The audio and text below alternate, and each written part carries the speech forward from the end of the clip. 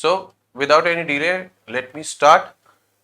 Thank you so much, Kiran Kaur ma'am, for the lovely introduction. कभी कभी जब हम अपने बारे में ऐसा इंट्रोडक्शन सुनते हैं तो हमें ये लगता है कि अरे यार, इतनी इज्जत तो सुबह आईने में मैंने खुद को भी नहीं दी जितनी इंस्टीट्यूट मुझे दे रहा है. तो I would really like to thank you ma'am for covering my a brief experience that I have gained through the corporate world. Now, as ma'am said, I am a compliance auditor, जिसका कहने का ये मतलब है basically कि मैं companies में जाता हूं और ये चेक करता हूं कि वो लीगली कितनी साउंड है. तो एक कंपनी को बहुत सारे लॉज एप्लीकेबल होते हैं, उसमें बहुत सारे कंप्लायंस रेजिम होते हैं.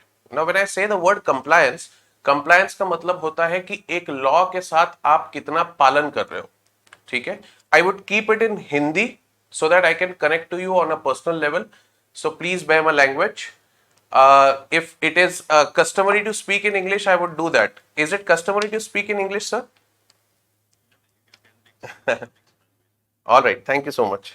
So compliance के इस रेजिम के दौरान मेरे बहुत सारे कॉर्पोरेट वर्ल्ड के बड़े बड़े लोगों से जान पहचान हुई. I have worked with PepsiCo, I have worked with Tata, I have worked with Asian Paints, Sun Pharma, etc., etc., etc. तो कुछ लोग आप में से सोच रहे होंगे कि सर कैसे पॉसिबल है, 10 साल का आपका एक्सपीरियंस आप बता रहे हो और इतने सारे कंपनीज के साथ कैसे काम कर लिया. तो द पॉइंट इज कि मेरा प्रोफेशन मुझे अलाउ करता है to do that, because I am a practising company secretary. So I am allowed to be associated with various firms, जो फर्म्स इन कंपनीज में ऑडिट्स कंडक्ट करती है. तो I have been lead auditor in many of these compliance audits as well. But today I am not here to talk about their business, क्योंकि उनका business set है, settle है. Today we are here to talk about the business or the family businesses that are there of the students of LCIT. I was told when this particular program was proposed to me, I was told that a lot of students belong to business families. So I just want to know my crowd first कि किस प्रकार का crowd है. Are the students from BCom or BBA or both? आप message box में मुझे बता सकते हैं, बीकॉम लिख सकते हैं या बीबीए लिख सकते हैं, so that I know what the crowd is all about. कितने लोग बीकॉम से और कितने लोग बीबीए से? ऑल राइट, बीबीए के बहुत ज्यादा स्टूडेंट्स, बीकॉम के भी उतने ही स्टूडेंट्स. Very good. तो first of all I would like to congratulate you कि आपने commerce as a career choice चुना.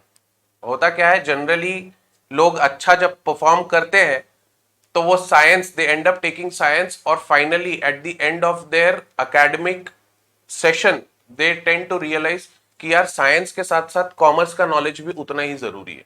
तो आज जितने बड़े हम एंटरप्रेन्योर्स देखते हैं, all those entrepreneurs they struggle to get the financial knowledge, they know the product. भाई सर ने, जैसे पीयूष पांडे सर ने बात करी, उन्होंने फेसबुक, मार्क जकरबर्ग का एग्जांपल दिया. Mark Zuckerberg भी, he knew his product very well, but I'm sure for financial management part he had to consult somebody, क्योंकि that is something जो आप पहले से सीख के नहीं आते. ठीक है, तो एक प्रोडक्ट बनाना आपकी स्किल हो सकती है, but financial management is something that you have to learn. And unfortunately जो हमारा एजुकेशन सिस्टम है वो हमें प्रोडक्ट बनाना बहुत अच्छे से सिखाता है, बट वो प्रोडक्ट से पैसा बना के वो पैसे को कैसे अपने पास रखना ये नहीं सिखाता. तो हर बिजनेसमैन ये सोचता है कि मैं एक अच्छा बिजनेस आइडिया लेके आऊं और उस बिजनेस आइडिया से खूब प्रॉफिट कमाऊं, that is I make money. But the important thing that a entrepreneur understands, which is different from a businessman, I would say, entrepreneur understands how to keep that money with him, and that can only be achieved by way of financial management. तो आज का मेरा ये जो topic है, how to manage your business finances, right. Business finance manage करना क्यों important हो सकता है? आपको क्या लगता है कि बिजनेस फाइनेंस, सर ये आप कौन होते हैं सिखाने वाले? मेरे घर पे मेरे फादर है, he is already a successful businessman और मैं उन्हीं से सीख लूंगा. तो कुछ लोग ऐसे भी होंगे जो प्लग इन करके बैठे हैं, बट दूसरे हाथ में मोबाइल में पबजी चालू है. तो वो पबजी वालों से, और जो ऐसा सोचते हैं कि बिजनेस जब हम हमारे फैमिली से टेक ओवर करेंगे तो ये सारी चीजें उसमें इंक्लूडेड होगी, तो ऐसा नहीं है. I thank LCIT with the bottom of my heart कि उन्होंने एक ऐसा इनिशिएटिव लिया जहां पे वो टेक्स्ट बुक नॉलेज पे रिलाय नहीं कर रहे, they want their students to learn the real world. तो बिजनेस रियल वर्ल्ड जानने के लिए आपको मैं ये बात समझा दूं कि जिन आपके एंसेस्ट्रल बिजनेसेस जो आप टेक ओवर करने वाले हैं, हो सकता है आपके फोर फादर्स या आपके बिजनेस जो अभी संभाल रहे हैं वो लोग भी हमारे जैसे ही कंसल्टेंट्स के पास आते हैं to understand what is financial management. तो it is a great opportunity for you guys to learn how to manage the finances of your business. Now let's come back to why financial management is important. Can somebody tell me why financial management is important? कोई नहीं, कोई बात नहीं, चलो मैं ही बताता हूं financial management क्यों इंपॉर्टेंट है। इसको दो तरीके से देखा जा सकता है। First one being survival of business. आज के इस कोविड एरा में स्पेशली जहां पर बिजनेसेस स्ट्रगल कर रहे हैं to make profit, they are also struggling. There are certain businesses who are struggling to just survive in this era. And it is very important कि अगर उन्होंने अपना फाइनेंशियल मैनेजमेंट ठीक तरीके से नहीं रखा तो they won't be able to survive this year. ऐसे बहुत सारे बिजनेसेस हैं, हमारे ही कुछ क्लाइंट्स हैं जो स्ट्रगल कर रहे हैं इन चीजों के साथ। ठीक, तो ऐसे सिचुएशन में survival is one of the important things that you should be worrying about for your business as well. क्योंकि कोविड जैसे पैंडेमिक के दौरान 50 to 100 crores नेटवर्थ वाले जो बिजनेसेस है वो आसानी से वाइप आउट हो सकते हैं। But there are some businesses who are still sustaining, जिनको अभी भी कुछ तो फायदा भी बना रहे हैं। Pharmaceutical companies, they are making profit, but there are other businesses which are not related to COVID services, but they are still surviving. Why? Because of a good financial management. दूसरा एस्पेक्ट जो हम सोच सकते हैं कि financial management क्यों जरूरी होता है वो है बिजनेस ग्रोथ। अब फाइनेंस आपका सही तरीके से अगर मैनेज्ड होगा तो आपका बिजनेस भी उतना ही लाइकली है टू एक्सपैंड। क्यों? क्योंकि सर बहुत सारे समय में ऐसे हमारे पास अपॉर्चुनिटीज आते हैं जब हम हमारे बिजनेस को एक्सपांड कर सकते हैं, बट एक्सपांड करने के लिए रिसोर्सेस की जरूरत होती और रिसोर्सेस के लिए पैसे की जरूरत होती। तो अगर आपको पैसा चाहिए ग्रोथ के समय तो फाइनेंशियल मैनेजमेंट इज वन की कंपोनेंट। अभिनव सर ने स्टार्टिंग में ही कहा, एग्जाम्पल दिया रॉक सॉलिड होम और सैंड पे बनाया हुआ घर। तो एक रॉक सॉलिड बिजनेस फाउंडेशन के लिए financial management is very important. अगर सर्वाइवल की बात करूं तो सबसे पहला इंपॉर्टेंट पॉइंट जो फाइनेंशियल मैनेजमेंट हमें सिखाता है, जो फाइनेंशियल मैनेजमेंट के थ्रू अचीव किया जा सकता है, is investment in safe and profitable ventures. जब आपका फाइनेंशियल मैनेजमेंट स्ट्रांग होता है, मतलब जब आप अपने बिजनेस का इनफ्लो और आउटफ्लो मैनेज सही तरीके से करते हो तो आपको यह पता होता है कि कौन सी इन्वेस्टमेंट अपॉर्चुनिटी आपके लिए प्रॉफिटेबल है और कहां रिस्क नहीं लेना है। जैसे फॉर एग्जांपल कोविड का एरा ले लो। कोविड के एरा में अगर मैं बात करूं आपसे कि मैं एक नया ब्रांड लॉन्च करना चाहता हूं, तो is it a good idea? Do you think, what do you think, is it a good idea to launch a brand of watches और अ ब्रांड ऑफ मोबाइल और maybe a brand of car? क्या लगता है बच्चों?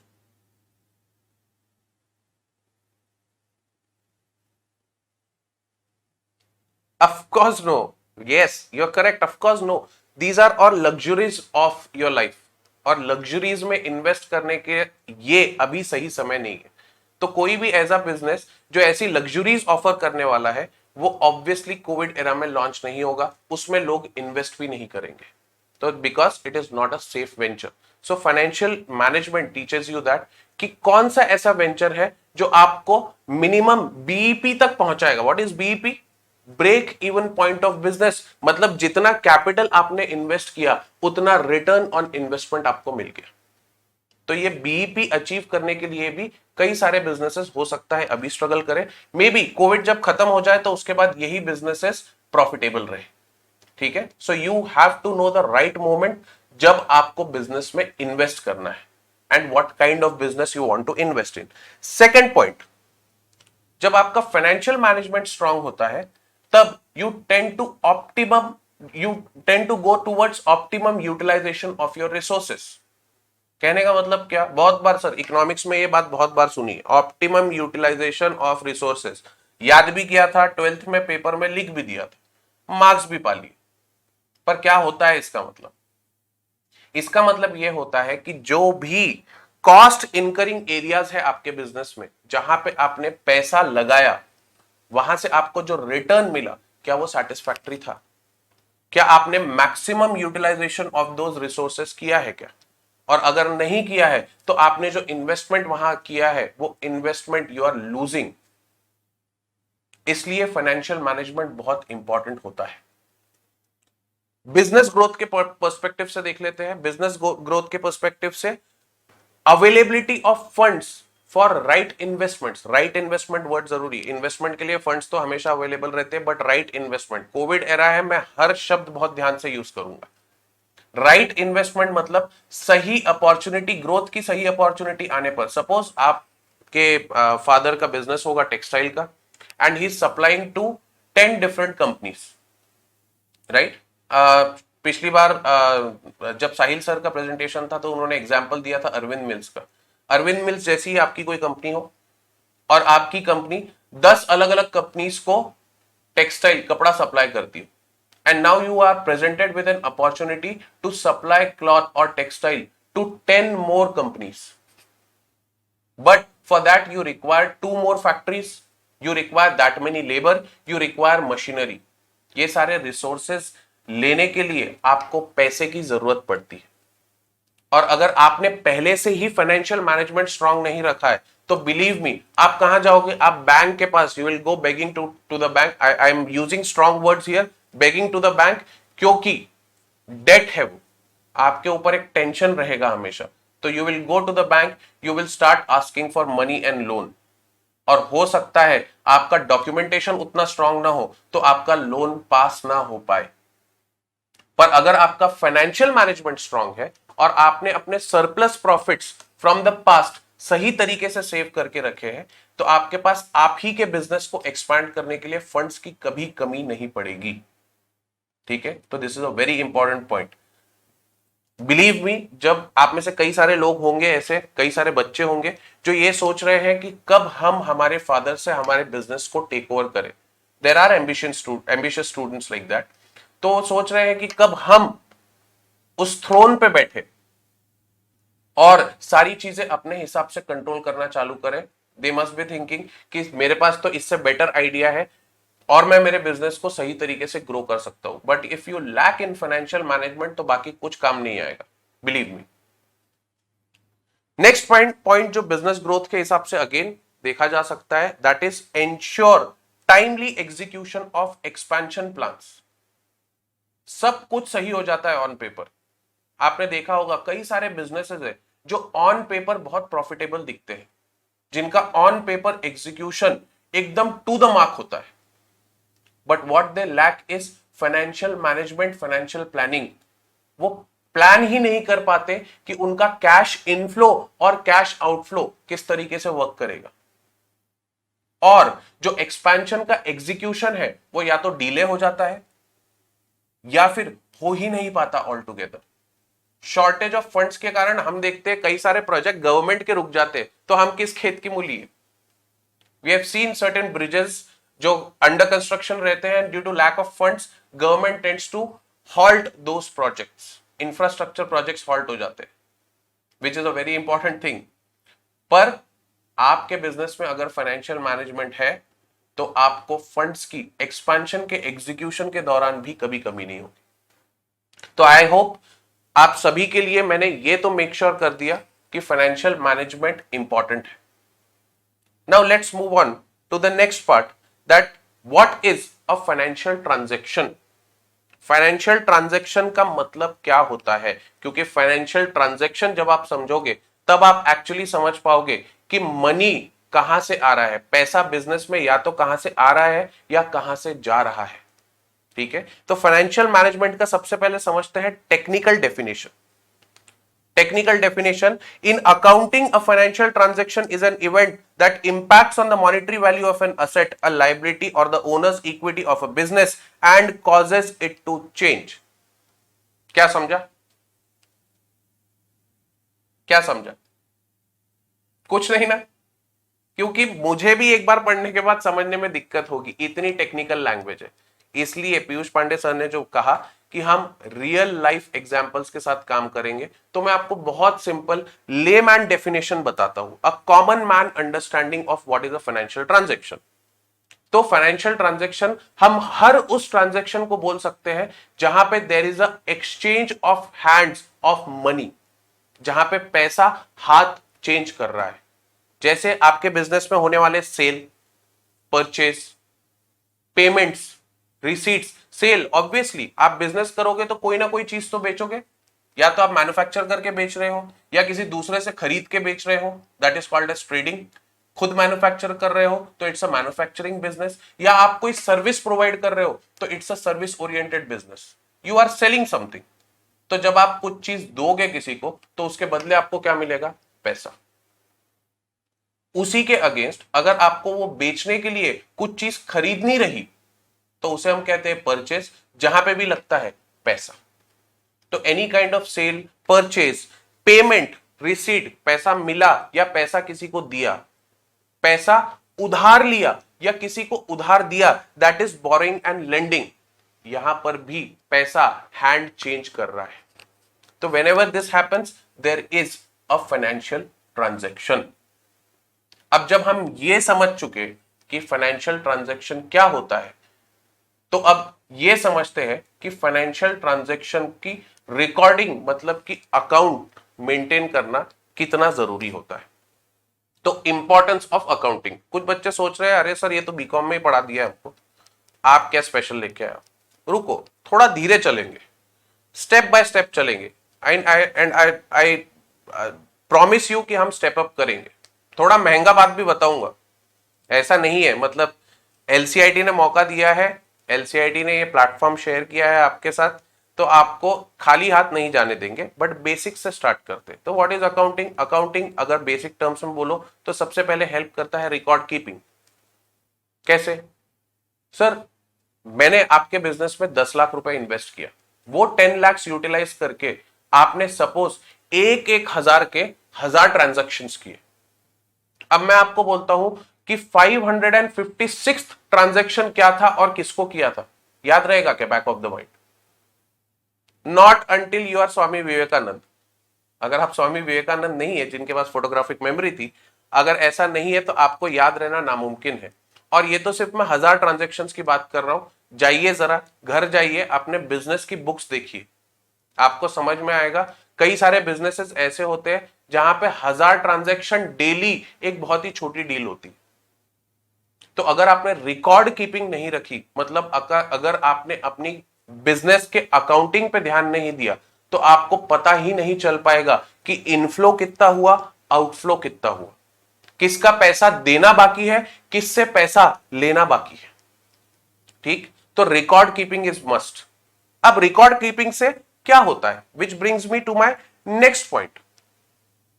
Record keeping से you can have access to those records, और उसके through आप कभी भी अपने बिजनेस को रिव्यू कर सकते हो।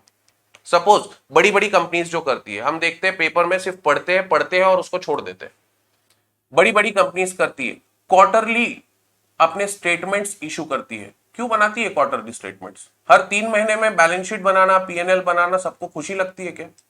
ऐसा नहीं है। बट उन्होंने एक फाइनेंशियल ईयर को भी 4 भागों में डिवाइड कर दिया है, ताकि वो हर क्वार्टर में जाके देख सके कि बिजनेस ने किस तरीके से परफॉर्म किया। अगर बिजनेस अच्छा परफॉर्म कर रहा है तो जो प्लान्स उन्होंने इस साल के लिए सोचे हैं वो प्लान्स वैसे ही रहेंगे। बट अगर बिजनेस गलत तरीके से परफॉर्म कर रहा है तो they need to change their plans, ताकि आगे आने वाले जो 3 क्वार्टर्स, मतलब कि जो 9 मंथ्स इस फाइनेंशियल ईयर के बचे हैं, वहां पर वो अच्छा परफॉर्म कर सके। तो that is part of your financial management, कि समय समय पे अपने बिजनेस को रिव्यू करते जाइए।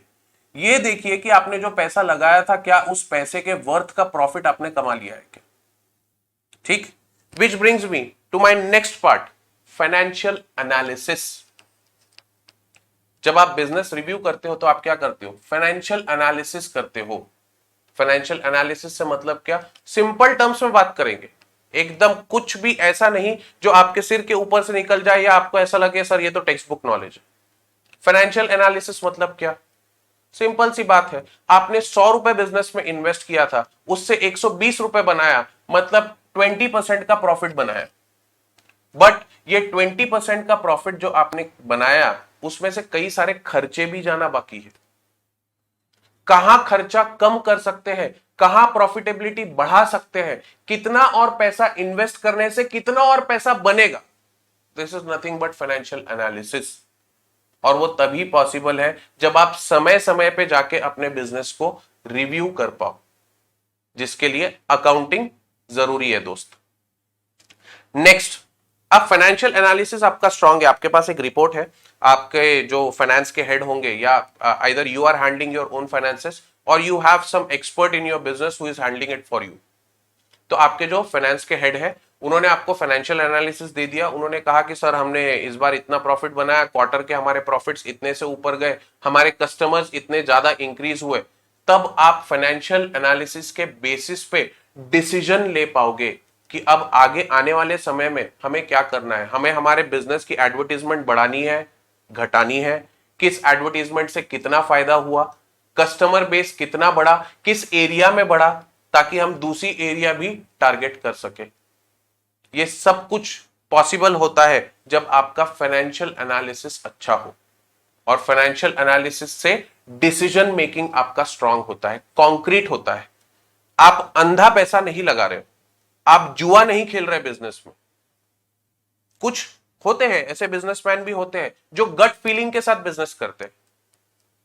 गलत है क्या? उनकी सोच है, अपना परसेप्शन है, उनको लगता है सही है, वो करते हैं।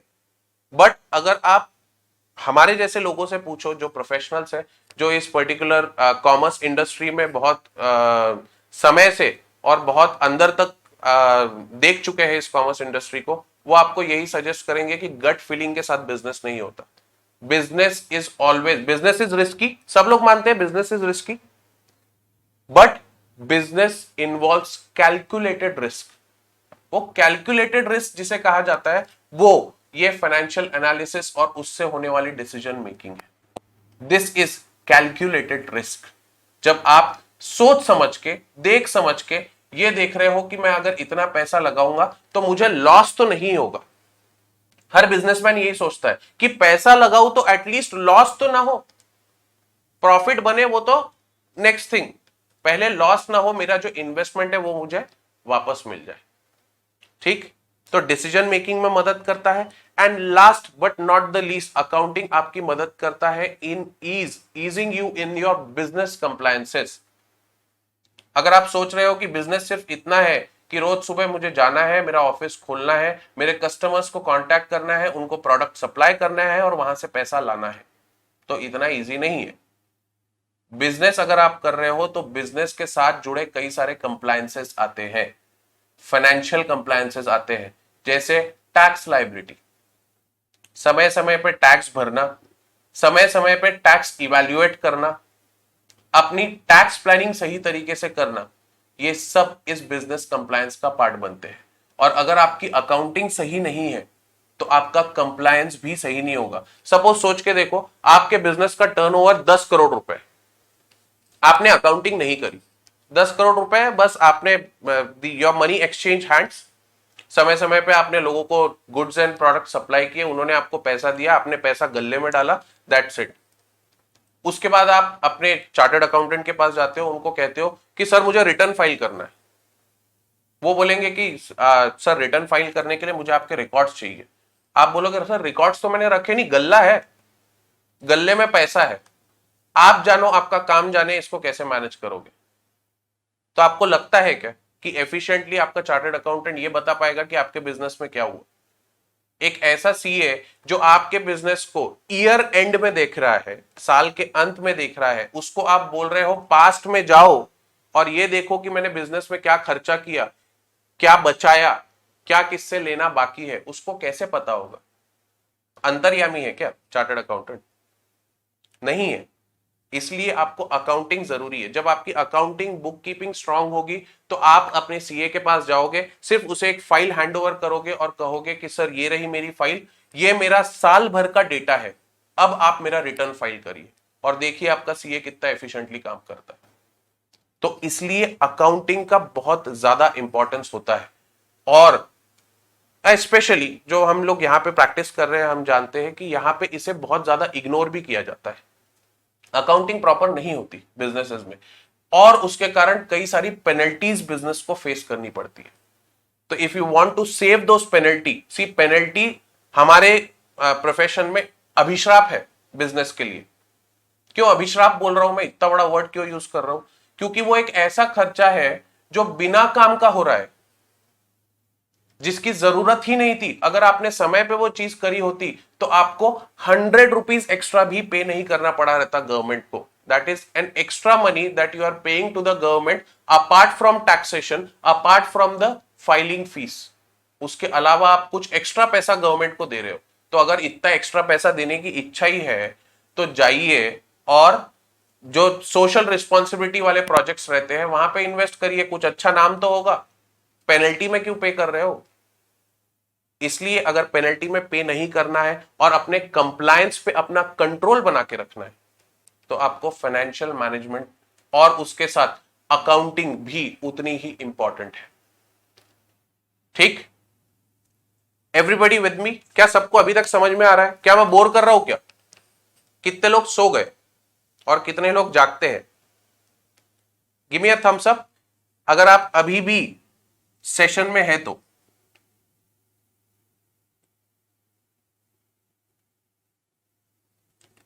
Great, let's move on to the next part. अब आपको समझ में आ गया अकाउंटिंग कैसे इंपॉर्टेंट है। अब हम समझते हैं कि अकाउंटिंग से क्या अचीव होता है। अकाउंटिंग अगर आपकी प्रॉपर है तो आपको यह पता होगा कि आपने कितना इन्वेस्ट किया और उससे कितना प्रॉफिट बनाया। बट ये जो प्रॉफिट शब्द है ना, ये बहुत ट्रिकी शब्द है। प्रॉफिट ना बिजनेस में दो प्रकार के होते हैं, ग्रॉस प्रॉफिट और नेट प्रॉफिट। सर दोनों सेम? आप तो सब कॉमर्स के बच्चे हो सर, ये तो हम लोग पहले से पढ़ते हैं, ग्रॉस प्रॉफिट अलग है, नेट प्रॉफिट अलग है। बट प्रैक्टिकल सिनेरियो में समझते हैं कि ग्रॉस प्रॉफिट और नेट प्रॉफिट में क्या फर्क होता है। सिंपली स्पीकिंग, अगर ग्रॉस प्रॉफिट समझना है तो gross profit is nothing but net sales minus your direct cost. Suppose आपकी मोबाइल की शॉप है, आपको मोबाइल बेचना है, बनाना नहीं है, आपको मोबाइल बेचना है। बेचने के लिए आपको मोबाइल फोन्स चाहिए होंगे। आप मोबाइल फोन्स क्या करोगे? किसी दूसरे कंपनी से अक्वायर करोगे, उनसे खरीदोगे और यहां पर अपने कस्टमर्स को बेचोगे। बहुत ही सिंपल बिजनेस आइडिया है सर, एक जगह से मोबाइल खरीदना है, दूसरी जगह बेचना है। तो मोबाइल आया 10,000 का, मैंने बेचा 15,000 में, 5,000 मेरा प्रॉफिट। बट क्या यह सही में प्रॉफिट है क्या? क्या इसको आप सही में जेब में डाल के घर ले जा सकते हो क्या? नहीं ले जा सकते। क्यों? क्योंकि ये सिर्फ डायरेक्ट कॉस्ट कंसीडर कर रहा है। आपको वो मोबाइल बेचने के लिए एक शोरूम बनाना पड़ा होगा, उस शोरूम में आपको वर्कर्स रखने पड़े होंगे, सेल्समैन रखने होंगे, आपको फर्नीचर डालना पड़ा होगा, आपको इलेक्ट्रिसिटी के एक्सपेंसेस आ रहे होंगे, आपको म्युनिसिपल चार्जेस आ रहे होंगे। ये सब कहां से जाएगा? उसी 5,000 रुपए में से जाएगा। ठीक है, तो gross profit minus direct cost जब आप कर दो तो आपको मिलता है आपका नेट प्रॉफिट। इस नेट प्रॉफिट में से भी, इस नेट प्रॉफिट में से भी अगर आप सॉरी इस ग्रॉस प्रॉफिट में से भी जब आप इनडायरेक्ट कॉस्ट हटा दो तो आपको आपका मिलता है नेट प्रॉफिट। क्या ये नेट प्रॉफिट भी हमारा टेक होम मनी है क्या? सर मैंने पूरा इनडायरेक्ट एक्सपेंस हटा दिया, अब मेरे पास आखिरी में अंत में 2,500 रुपए बचा, वो 2,500 रुपए घर ले जाके खर्च दूं क्या? नहीं। Again in the business world you tend to refer to a scenario which is take home profit, कि घर क्या ले जाया जा सकता है। सर 2,500 तो बचा, 2,500 तो घर ले जाने दो, उसमें से भी क्या काटोगे? अरे काटना पड़ेगा। नहीं अगर काटा तो वो 2,500 जो आपके पॉकेट में है ना, वो कभी ना कभी आके कोई ना कोई निकाल के लेके जाएगा, बाय कोई ना कोई, आई मीन गवर्नमेंट अथॉरिटीज। क्यों? क्योंकि आपने अपने उस नेट प्रॉफिट में से स्टैट्यूटरी ड्यूज पे नहीं किए। आपने टैक्सेस पे नहीं किए। तो नेट प्रॉफिट में से जब आप स्टैट्यूटरी ड्यूज हटा देते हो तब आपके पास और एक्स अमाउंट बचता है। पर क्या ये एक्स अमाउंट घर लेके जाओगे? अभी भी नहीं। एक्स अमाउंट घर ले जाने के पहले आप उसमें से कुछ रिजर्व निकाल के रखिए। क्यों रिजर्व निकालना है? अरे कल के दिन अगर आपको बिजनेस एक्सपांड करना रहा या आपके बिजनेस में कोई कैलामिटी आ गई जिसको आपको मैनेज करना रहा, उसके लिए फ्यूचर में आपको फंड्स की जरूरत पड़ेगी।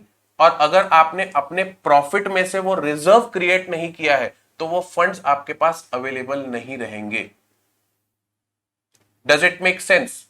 क्या अब लग रहा है कि पापा जो कंजूसी करते हैं वो कितनी इंपॉर्टेंट होती है? वो एक्चुअली कंजूसी नहीं है, actually he is a good businessman, क्योंकि वो ये सोच रहे हैं कि रिजर्व्स क्रिएट करने कितने इंपॉर्टेंट है। अब मैं आपको यहां पर ये नहीं बोल रहा कि आप वॉरेन बफे बन जाइए। Warren Buffett very respectable person, but आप इतना अपने आप को कट डाउन कर लीजिए कि आप एक छोटी कार में घूम रहे हो, एक छोटे घर में रह रहे हो, in spite being a billionaire. That is something that only a few people and up doing.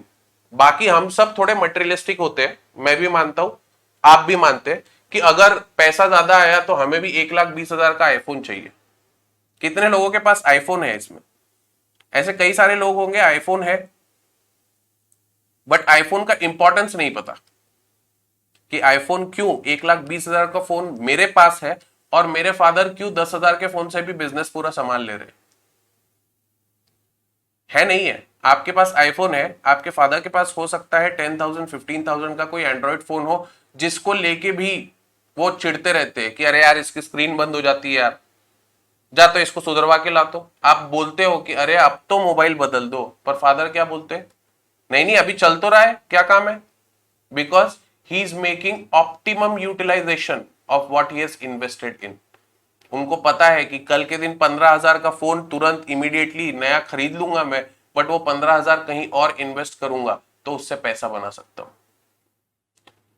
ठीक, तो इसलिए इंपॉर्टेंट है ये जानना कि टेक होम प्रॉफिट क्या है। अब टेक होम प्रॉफिट के लिए क्या हमको समझ में आया कि नेट प्रॉफिट में से आप क्या हटाओगे? स्टैट्यूटरी ड्यूज हटाओगे और उसके बाद एक रिजर्व क्रिएट करोगे फॉर योर फ्यूचर नीड्स। ठीक, that becomes your take home profit. Next, sir profit तो बना दिया बिजनेस में, हमने अकाउंटिंग भी कर ली, हमने रिकॉर्ड कीपिंग भी कर ली, अब थोड़ी महंगी बातें करते हैं। ठीक है, क्योंकि ये I won't call it a workshop technically, क्योंकि वर्कशॉप थोड़े लॉन्गर होते हैं। I am given a herculean task to cover everything in 1.5 hour. This is just a introduction, ये सिर्फ ट्रेलर है बेटा। अगर आप ये वर्कशॉप के बाद ये सोच रहे हो कि सर इसके बाद तो मैं मतलब कल जाऊंगा फादर को बोलूंगा कि मैं बिजनेस संभालने के लिए रेडी हूं, तो ऐसा नहीं है। Each of these slides that I am sharing with you, each of this information that I am sharing you requires expertise जिसके लिए पढ़ना होता है। ठीक है, will come back to that later. यहां पर अभी समझते हैं कि इंपॉर्टेंस ऑफ कॉस्ट एनालिसिस क्या होता है। What is cost analysis? Can somebody tell me? किसी ने पढ़ा है क्या कॉस्ट एनालिसिस?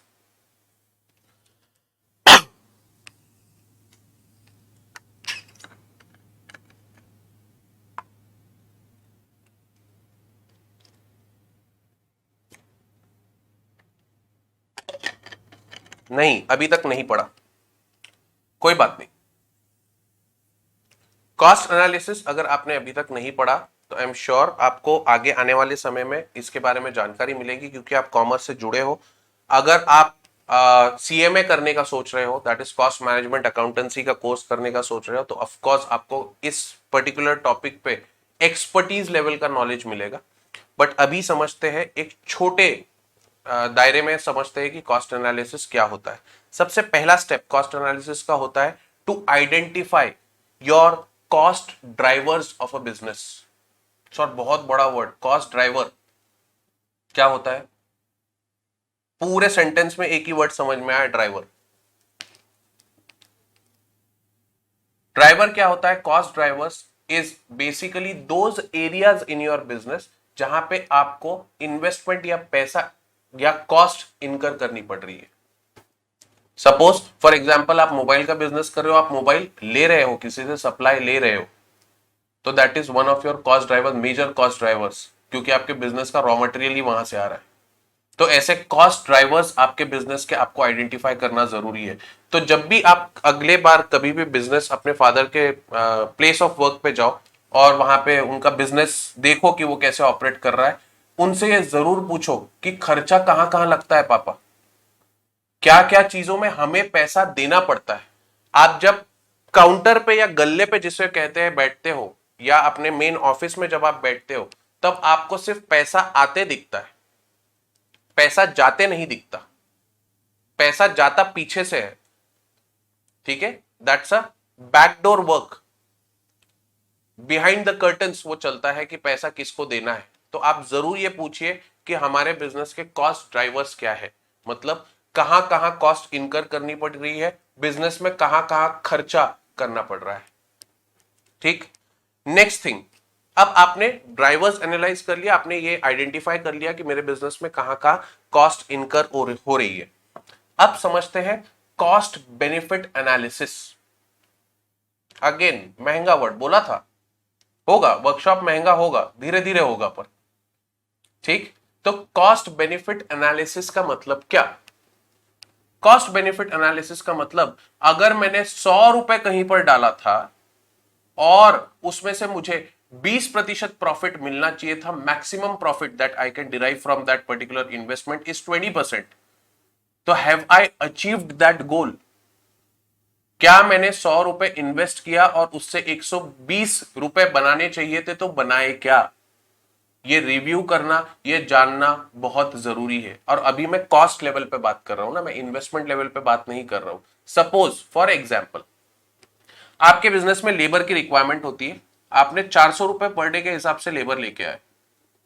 400 रुपए में वो सुबह आपको 10 बजे मिला है और वो शाम को 6 बजे चला जाएगा, जिसके बीच में 1 घंटे का उसको लंच ब्रेक भी लगेगा।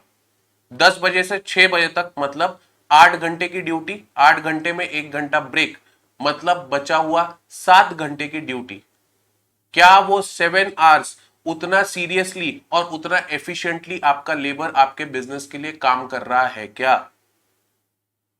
अगर वो काम कर रहा है, तब तो आपका कॉस्ट बेनिफिट निकल आया, मतलब तब आपने उसे जो 400 रुपए दिए वो जस्टिफाइड है। मैं ये नहीं बोल रहा कि जाइए और लेबर पर एट्रोसिटीज करिए, बट बिजनेस पर्सपेक्टिव से समझिए कि जब हम बिजनेस की लैंग्वेज या इन बुक जब उस चीज को देखेंगे, तो हमको यह समझना होगा कि मैंने लेबर के लिए कितना कॉस्ट इनकर किया और लेबर से कितना प्रॉफिट या कितना बेनिफिट मुझे डिराइव हुआ। ठीक, तो कॉस्ट बेनिफिट एनालिसिस एक बहुत ही इंपॉर्टेंट एरिया है जहां पे आपको अपने बिजनेस में फोकस करना चाहिए। ठीक, नेक्स्ट समझते हैं कॉस्ट बेनिफिट एनालिसिस से होगा क्या। इससे आपको कॉस्ट फोरकास्टिंग में मदद मिलेगी। ना what is cost forecasting? Budgeting का पहला स्टेप। जब भी आप बिजनेस करते हो तो आप अपने नेक्स्ट ईयर का बजट बनाते हो। अगर आप बजट नहीं बना रहे हो तो आप बहुत गलत कर रहे हो, सबसे पहला पॉइंट तो ये।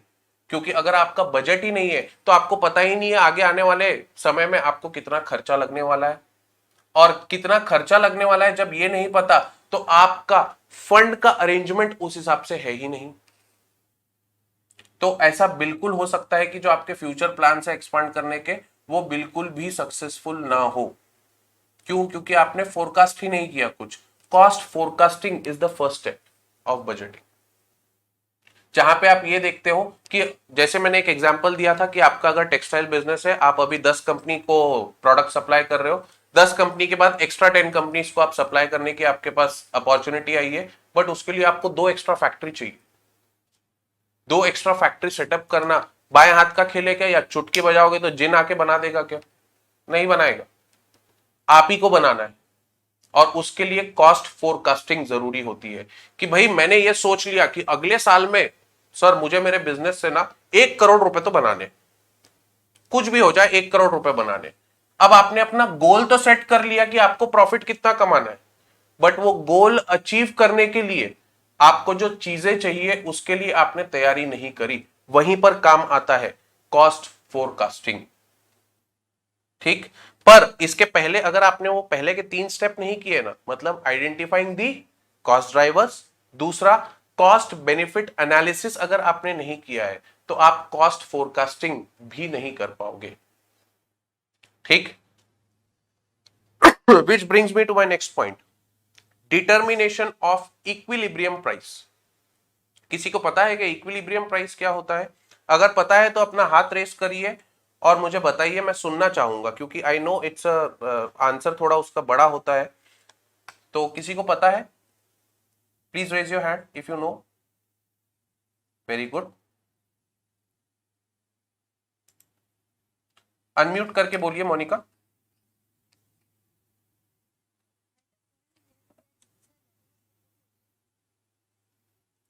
सॉरी।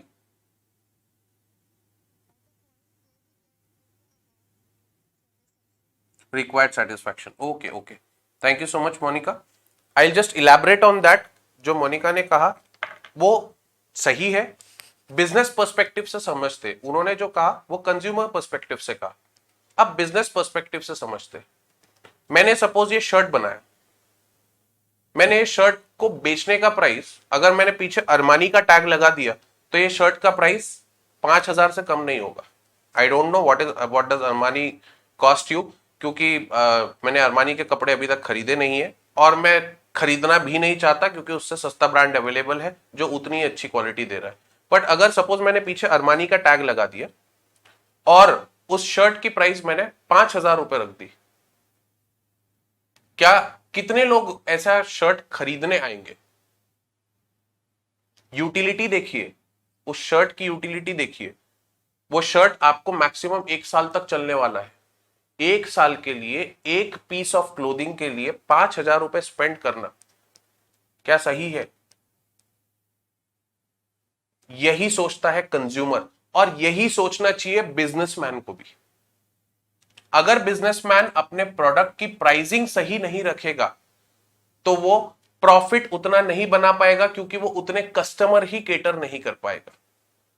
आपको सेम चीज आईफोन में 1,20,000 के लिए मिलती है और करीब करीब उतनी ही सेम चीज ना, सब कोई ना कोई हाथ रेस करेगा, बोलेगा नहीं sir iPhone is better. Even I use Apple products, तो मुझे पता है यूटिलिटी क्या है, उस प्रोडक्ट की यूटिलिटी क्या है। मुझे पता है कि हम ओबामा नहीं है कि हमारी प्राइवेसी इतनी इंपॉर्टेंट है कि हमारे मैसेजेस कहीं बाहर चले गए, हम कुछ नहीं कर रहे, हम दोस्तों के साथ सिर्फ बकैत काट रहे हैं। तो इसलिए वही सेम चीज, वही सेम यूटिलिटी अगर आपको एमआई का 20,000 का फोन दे रहा है, तो who do you think has more customers, iPhone या एमआई? कौन ज्यादा प्रॉफिट बनाएगा? धीरे से, Apple is a very old company, it's the most valued company, but सोच के देखिए, वर्ल्ड मार्केट सोचिए, थोड़ा ब्रॉड पर्सपेक्टिव रखिए। अगर एक ही प्रोडक्ट सब कुछ पूरा मार्केट कैप्चर करने लगा तो हो गया बिजनेस, कोई भी बिजनेस नहीं करेगा। ठीक है, तो determining that optimum price, optimum selling price of your product, जहां पे कंज्यूमर इज विलिंग टू पे यू दैट मच, ठीक, is your equilibrium price. So determining that equilibrium price is only possible जब आपने सारे खर्चों का सही हिसाब रखा है। तब तो आपको पता चलेगा कि एग्जैक्टली क्या कॉस्ट आपने इनकर करी वो प्रोडक्ट कस्टमर को डिलीवर करने तक, और फिर आप उसमें अपना प्रॉफिट मार्जिन जोड़ के और उस प्राइस को डिटरमाइन करोगे। ठीक है, नेक्स्ट जिसमें मदद करता है कॉस्ट एनालिसिस, जिसमें मदद करता है is target costing.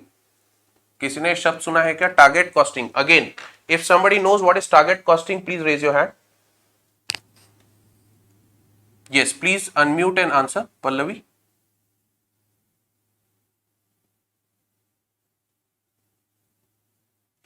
Okay, Monica, you can take over. Please answer.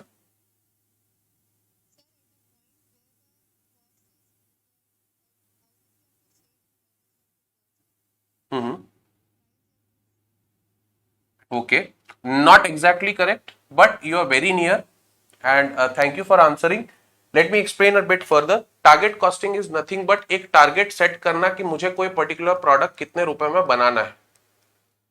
Sir ये कैसे संभव है? बिल्कुल संभव है। टाटा नैनो का एग्जांपल ले लो। टाटा नैनो के समय क्या हुआ था? एक छोटा सा स्टेटमेंट मिस्टर रतन टाटा का मीडिया ने बहुत बड़ा बना दिया। मीडिया ने बोला अरे टाटा ने बोल दिया है कि 1 लाख में कार देंगे। उन्होंने 1 लाख में कार देंगे नहीं बोला था, उन्होंने बोला था कि हम 1 लाख तक, अराउंड 1 लाख की प्राइस के कार देंगे। अगर गवर्नमेंट अपने ड्यूज हटा देती है तो वो कार हम और सस्ते में दे पाएंगे। बट मीडिया ने उसका हल्ला मचा दिया और फाइनली टाटा के पास कोई ऑप्शन नहीं बचा। नैनो के समय they had to go with target costing. उनको यह पता था कि भाई 1 लाख के अंदर कार कंज्यूमर को मिलनी चाहिए, तो कितने में कार बनानी पड़ेगी। अगर मैं 70,000 में कार बनाऊंगा, 30,000 उस पर अपना प्रॉफिट जोड़ूंगा, तब तो 1 लाख में कस्टमर तक पहुंचा पाऊंगा। तो अब मेरा टारगेट क्या है, 70,000 रुपीज में car banana. This is target costing, कि अब मुझे टारगेट है कि इस 70,000 के बैंड के अंदर मुझे मेरी कॉस्टिंग लानी है, which is very difficult to achieve. Believe me, it is very difficult to achieve, but once you achieve it, और अगर आपने एक क्वालिटी प्रोडक्ट बना दिया, तो आपकी प्रॉफिटेबिलिटी उतनी ही बढ़ जाती है, because then you have everything in control. जब आपका अटमोस्ट कंट्रोल रहता है बिजनेस के ऊपर, तभी टारगेट कॉस्टिंग अचीव होती है। तो ये थोड़ी बड़े लेवल की बातें हैं। अगर आप उस बड़े लेवल का एंटरप्रेन्योर बनना चाहते हो, बिजनेसमैन नहीं, एंटरप्रेन्योर बनना चाहते हो, तब आप ये कॉस्ट एनालिसिस पे अपने बिजनेस का ध्यान दोगे। ठीक, कॉस्ट एनालिसिस कर लिया, अब आगे समझते हैं। सर कॉस्ट मैंने बचा ली, प्रॉफिट मैंने मेरा बढ़ा लिया, अब पर सर प्रॉफिट बढ़ेगा तो प्रॉफिट रखना भी तो है। इस प्रॉफिट रखने की ग्रीड होड़ में we tend to turn towards these two things, tax evasion and tax avoidance. ठीक है, दोनों बहुत खतरनाक चीजें बिजनेस के लिए। टैक्स इवेजन, टैक्स अवॉइडेंस, दोनों क्या होता है समझते हैं।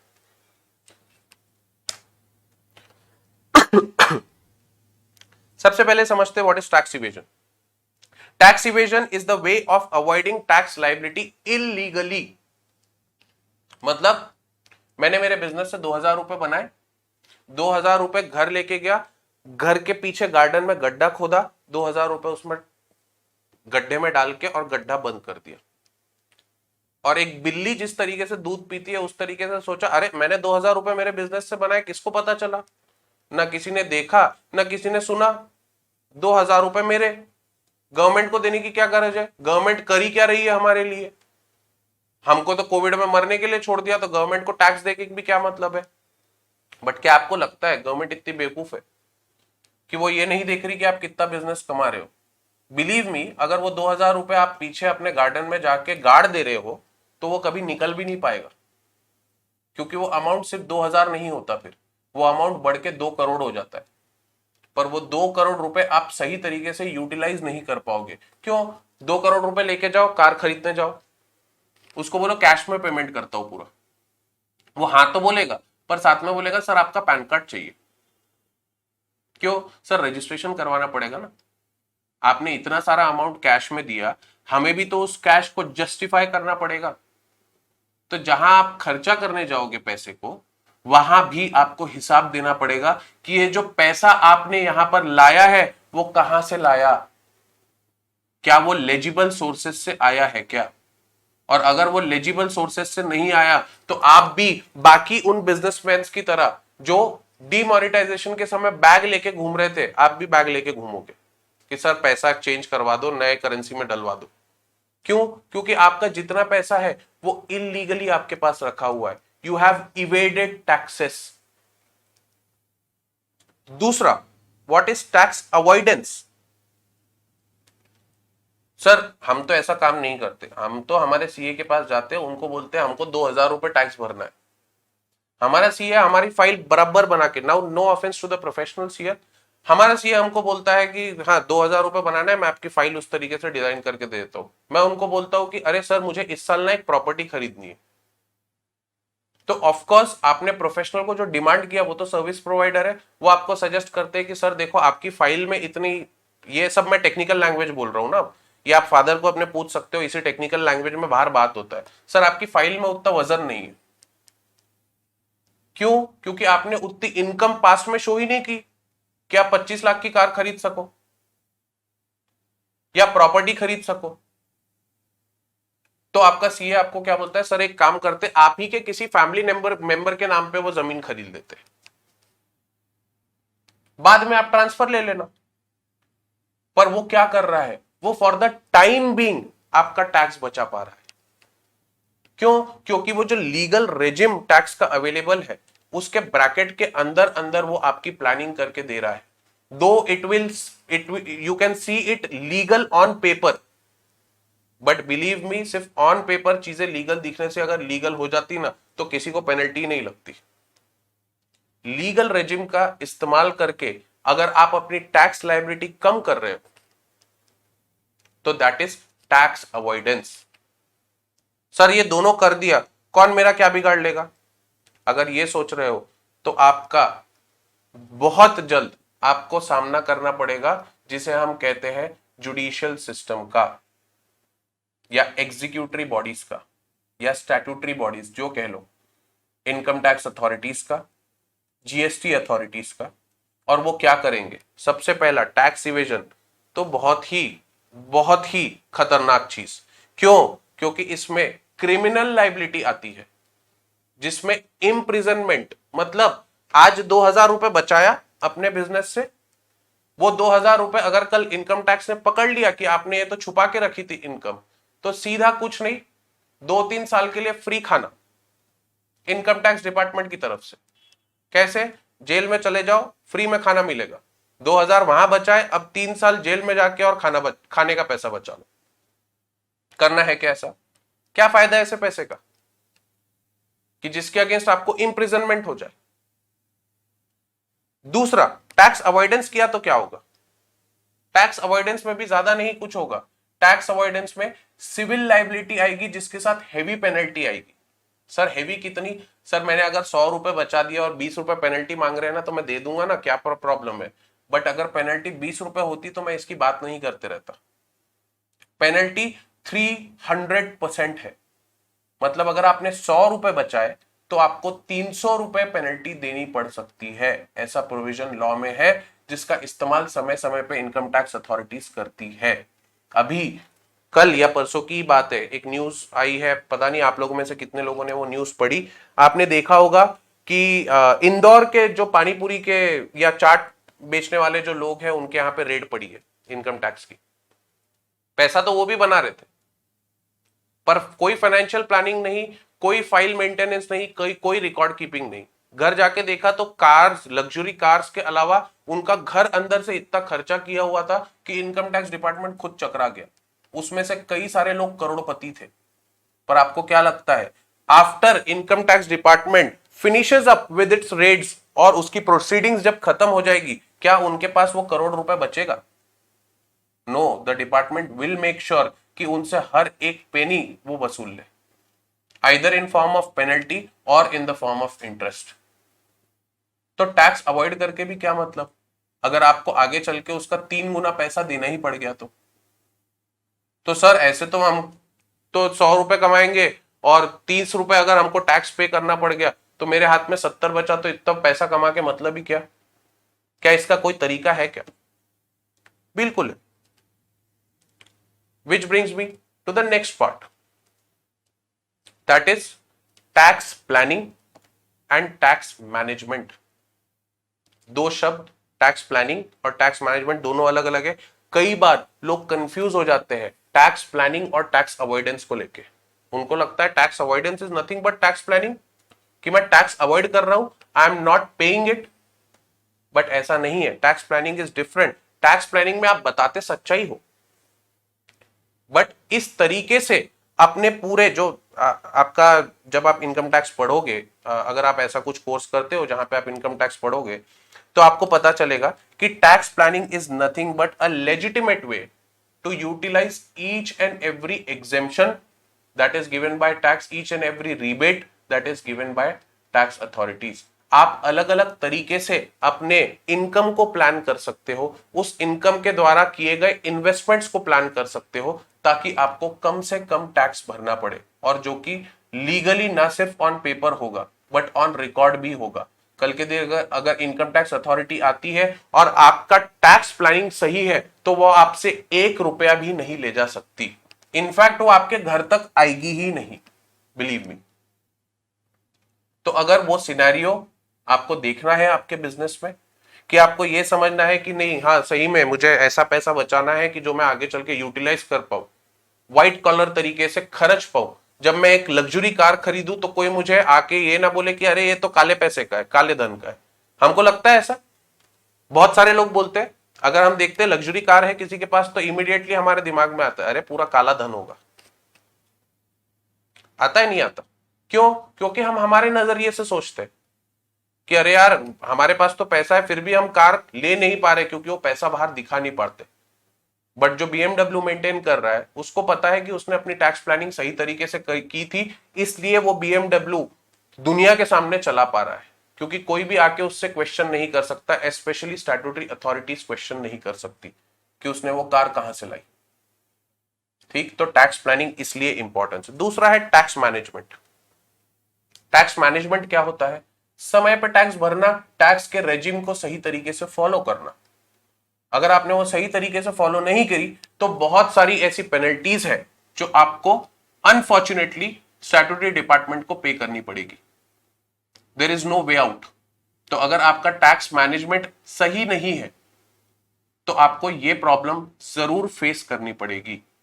होगा क्या? सर ये तो टैक्स की भाषा है, हमको तो पढ़ाई में, बिजनेस में पढ़ाया ही नहीं जाता। There is a raise of hand by Swapnil. I would request कि Q&A के लिए लास्ट में मैं डेफिनेटली आपको टाइम दूंगा, पूरा टाइम दूंगा, तब तक सिर्फ आप बने रहिए मेरे साथ, ठीक है? तो टैक्स मैनेजमेंट अगर आपका सही है तो आपको 1 रुपए भी पेनल्टी नहीं भरनी पड़ेगी। पर सर टैक्स सबको थोड़ी पता, इतना बड़ा सब्जेक्ट है, उसके लिए इंसान को CA बनना पड़ता है। तो पहले तो मैं बोलूंगा अगर CA बनने की इच्छा है, जानना चाहते हो वो क्या करते हैं, जरूर CA बनो, CA का कोर्स करो। वो आपको बिजनेस में आगे बढ़ाने में मदद ही करेगा। चाहे CA करो, चाहे CS करो, चाहे CMA करो। यहाँ पे मेरे सिर्फ एक प्रोफेशन पे फोकस नहीं है, तीनों प्रोफेशन में आपको इक्वली इंपॉर्टेंट इंफॉर्मेशन मिलती है आपके बिजनेस के लिए।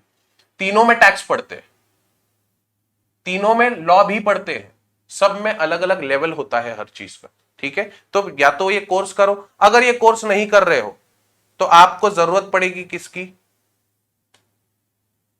आपको जरूरत पड़ेगी हमारे जैसे प्रोफेशनल्स की। अगर आपको टैक्स सही तरीके से हैंडल करना है तो आपको चार्टर्ड अकाउंटेंट चाहिए या कॉस्ट मैनेजमेंट अकाउंटेंट चाहिए। अगर आपको अपने कंपनी के लीगल कंप्लायंसेस देखने हैं तो आपको कंपनी सेक्रेटरी जरूरी है। और अगर ये तीनों एक ही जगह पे चाहिए तो हमारे पास आइए, क्योंकि we have a multidisciplinary firm जहां पे हमारे पास तीनों प्रकार के पार्टनर्स हैं। We have CMA, we have chartered accountants, we have company secretaries as well. ये एडवर्टीजमेंट नहीं है मेरी फर्म की, बस आपको बता रहा हूं कि आपको हमारे जैसे ही प्रोफेशनल्स के पास जाना पड़ेगा अगर सही तरीके की टैक्स प्लानिंग, टैक्स मैनेजमेंट अपना रखना है तो। और उन प्रोफेशनल्स के साथ अपने बिजनेस से रिलेटेड थोड़ा समय आपको बिताना पड़ेगा, ठीक? रिजल्ट क्या होगा? सर रिजल्ट की बात करो, अचीव क्या होगा? आपके पास आ तो जाएंगे, आप हमसे फीस भी ले लोगे, आप हमको बोलोगे टैक्स भी भर दो, मुझे क्या अचीव होगा? अचीव ये होगा कि in a very short span of time you will be able to achieve minimum taxation and maximum profitability. अगर आपकी टैक्स प्लानिंग सही तरीके से है तो जो बेयर मिनिमम टैक्स आपको पे करना चाहिए वो टारगेट आप अचीव कर लोगे, जिससे ऑटोमेटिकली आपकी प्रॉफिटेबिलिटी बढ़ जाएगी। फायदा है, सही फायदा है। तो टैक्स प्लानिंग जरूरी है। दूसरा, टैक्स मैनेजमेंट से क्या होता है? टैक्स मैनेजमेंट का भी अपना इंपॉर्टेंस है, क्योंकि अगर आपका टैक्स सही तरीके से, टैक्स रेजिम मतलब आपके जो रिटर्न्स आपको फाइल करने थे वो आपने समय पे और सही तरीके से अगर फाइल किए तो there is no penalty and there is no prosecution.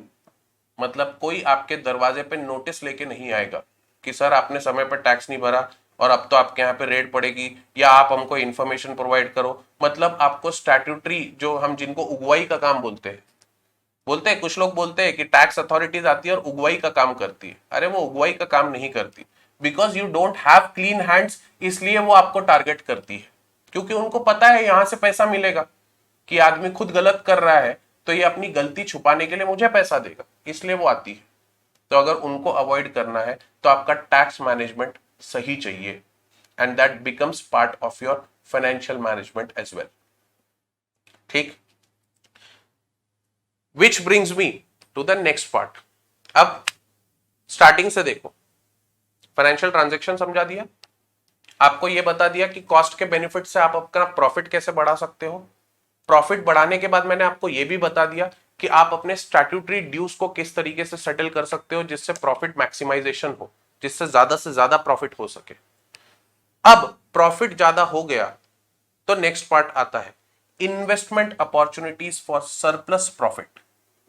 जो आपने ज्यादा प्रॉफिट बनाया वो क्या इमीडिएटली खर्च कर देना चाहिए क्या?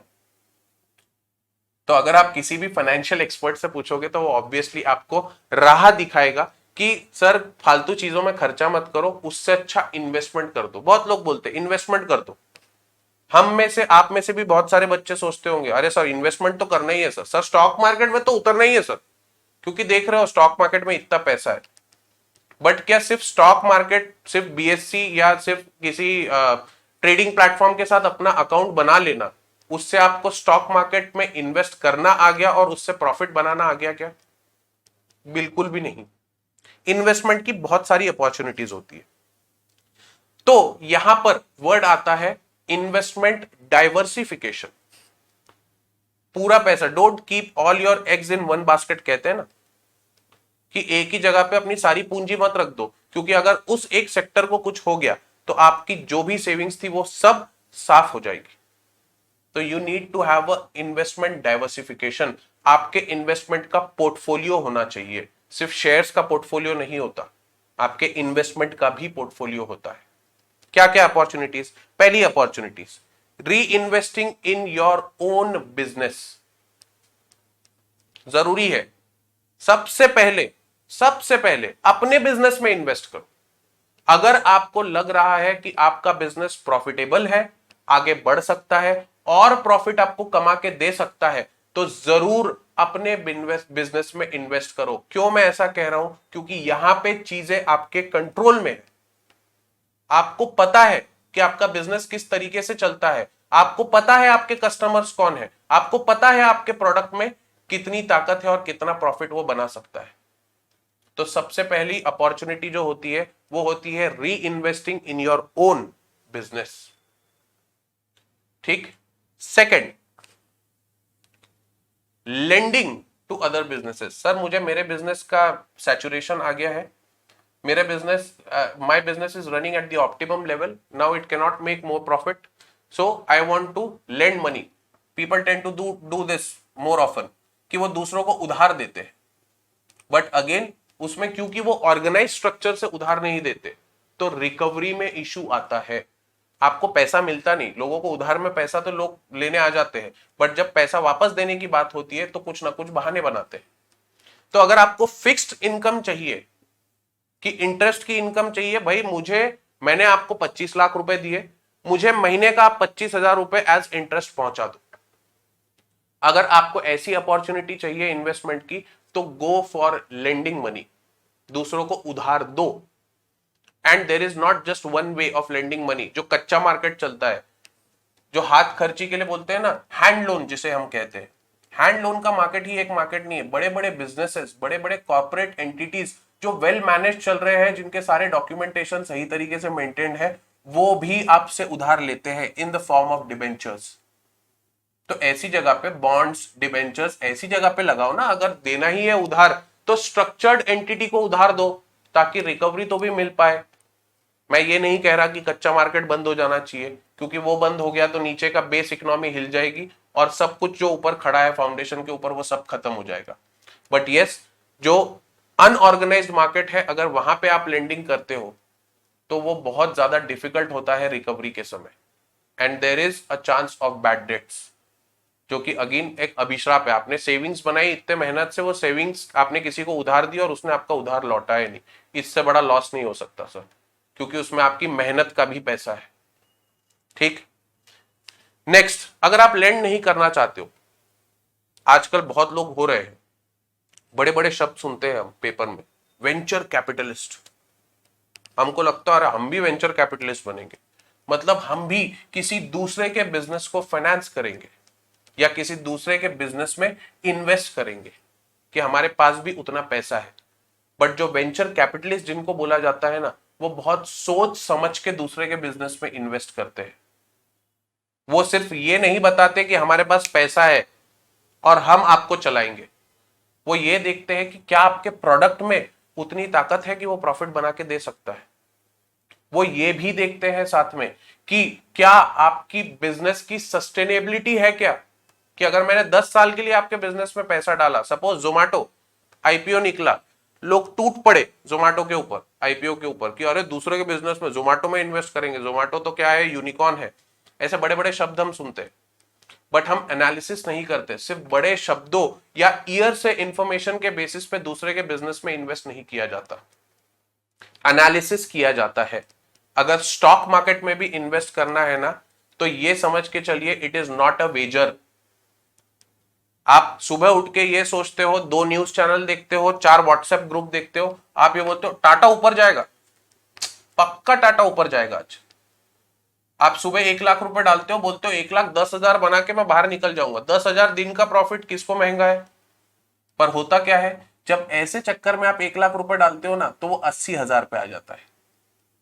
क्यों? क्योंकि आप ईयर से इंफॉर्मेशन के बेसिस पे इन्वेस्ट कर रहे हो। टाटा ने ना कुछ अनाउंस किया ऐसा कि उसका आज शेयर प्राइस बढ़ेगा, टाटा ने ना कोई ऐसे प्लान्स अपने एक्सपोज किए जिससे कि उसकी फ्यूचर प्रॉफिटेबिलिटी बढ़ने वाली है, तो टाटा का शेयर ऊपर कैसे जाएगा?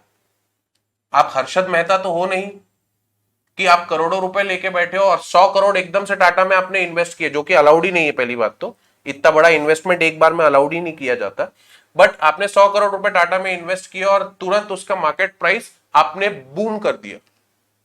इतनी ताकत अभी नहीं है। वी आर स्मॉल इन्वेस्टर्स, हमको एनालिसिस करना होता है, हमको न्यूज पढ़नी होती है, हमको वो न्यूज सिर्फ पढ़नी नहीं होती, वो न्यूज समझनी होती है, उसके बाद लोगों के बिजनेस में इन्वेस्ट करना होता है। तो इन्वेस्ट करने के पहले एनालिसिस करना जरूरी है। जान पहचान सोच समझ के पढ़ लिख के इन्वेस्टमेंट करो तो जरूर प्रॉफिट देके जाएगा। अगर वेजर करोगे ना, तो एक पॉइंट ऑफ टाइम आएगा कि जब नुकसान ही होगा। ठीक, टेक कैलकुलेटेड रिस्क। नेक्स्ट, सबसे फेवरेट, इस एरिया का सबसे favourite, investment in real estate. Sir जमीन लेके बैठ जाऊंगा, शहर के बाहर रायपुर रोड पे 2 एकड़ ले लूंगा, रायपुर रोड पे अगर नहीं मिली तो रामा वर्ल्ड के आसपास 2 एकड़ ले लूंगा, सर वहां अगर नहीं मिली तो मोपका में 2 एकड़ ले लूंगा और लेके बैठ जाऊंगा। It is a good investment. I am not saying real estate is a bad investment, it is actually a good investment, क्योंकि हमेशा लैंड की वैल्यू एप्रिशिएट होती है। बट अगेन यहां पे भी बिना सोच समझ के अगर इन्वेस्ट करने जाओगे ना, तो जो रियल एस्टेट एजेंट्स बैठे हैं मार्केट में, वो आपको घुमा देंगे। आपको पता ही नहीं चलेगा कब आपको गार्बेज के भाव की प्रॉपर्टी हीरे के भाव में बेच दी गई है। ठीक है, तो उसमें भी सोच समझ की जरूरत पड़ती है। आप अंधा इन्वेस्टर नहीं बन जाओगे। आप रियल एस्टेट इन्वेस्टर इतने जल्दी नहीं बनता ना इंसान, क्योंकि रियल एस्टेट एक ऐसा एरिया है जहां पे लिक्विडिटी नहीं होती और इससे कमाया हुआ जो प्रॉफिट होता है वो जनरली कैश में आ जाता है, जिस कैश का मैनेजमेंट आपको करना नहीं आता। अगर आप शेयर मार्केट में इन्वेस्ट करोगे, आपको टैक्स कट के पैसा आपके अकाउंट में आएगा, मतलब कोई दिक्कत नहीं, वो पैसे को कहीं भी यूटिलाइज करो। बट आप रियल एस्टेट में इन्वेस्ट करते हो तो क्या करते हो, मार्केट में क्या चलता है, 50 लाख की प्रॉपर्टी है, उतनी ही रजिस्ट्री की वैल्यू है, सॉरी 50 लाख की प्रॉपर्टी है, मार्केट वैल्यू 50 लाख है, बट रजिस्ट्री वैल्यू, जिसको हम बोलते हैं रजिस्ट्री वैल्यू, यहां पे बोलते हैं अरे रजिस्ट्री कितने में होगी, रजिस्ट्री वैल्यू 30 लाख रुपए। मतलब जो आपको अकाउंट में पैसा आएगा वो सिर्फ 30 लाख रुपए आएगा, बाकी का 20 लाख रुपए कैश आएगा। अब ये मैं आपको अंदर की इंफॉर्मेशन बता रहा हूं ना, एकदम कोर इंफॉर्मेशन। 20 लाख रुपए कैश आएगा, उस कैश का करोगे का, इनकम टैक्स के हिसाब से 10,000 रुपए से ऊपर का कैश ट्रांजेक्शन आप नहीं कर सकते, तो वो 20 लाख रुपए का क्या करोगे, कहां यूटिलाइज करोगे? शॉपिंग कर दोगे क्या 20 लाख की? नहीं कर पाओगे। बड़ी कोई वर्ल्ड टूर पे चले जाओगे 20 लाख रुपए लेके, नहीं जा पाओगे, एयरपोर्ट पे पकड़ लेंगे इतना कैश लेके। तो ये सारी दिक्कतें आती है, रियल एस्टेट में भी दिक्कतें हैं, but real estate is a good way, a good area और opportunity to invest. Next, investment in gems and jewellery.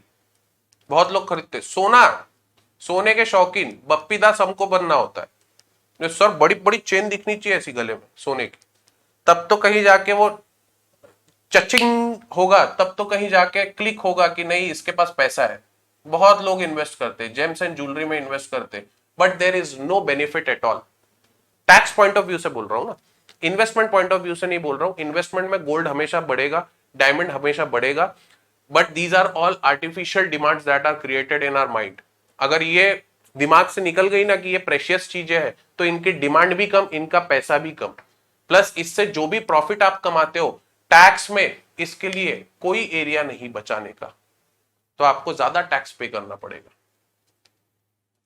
Next, and a very unexplored area, सिर्फ एंटरप्रेन्योर लेवल पे भी 5% ऐसे लोग होते हैं जो यहां पर इन्वेस्ट करते। अभी एक न्यूज कुछ दिन पहले आई थी जहां पे एक आर्टिस्ट ने एक इनविजिबल आर्ट पीस बनाया, इनविजिबल ना, कुछ दिखता नहीं है, कोई फ्रेम नहीं है, कोई शेप नहीं है, और उसको एक शीशे के बॉक्स में पैक किया और उसको $5 मिलियन में बेच दिया।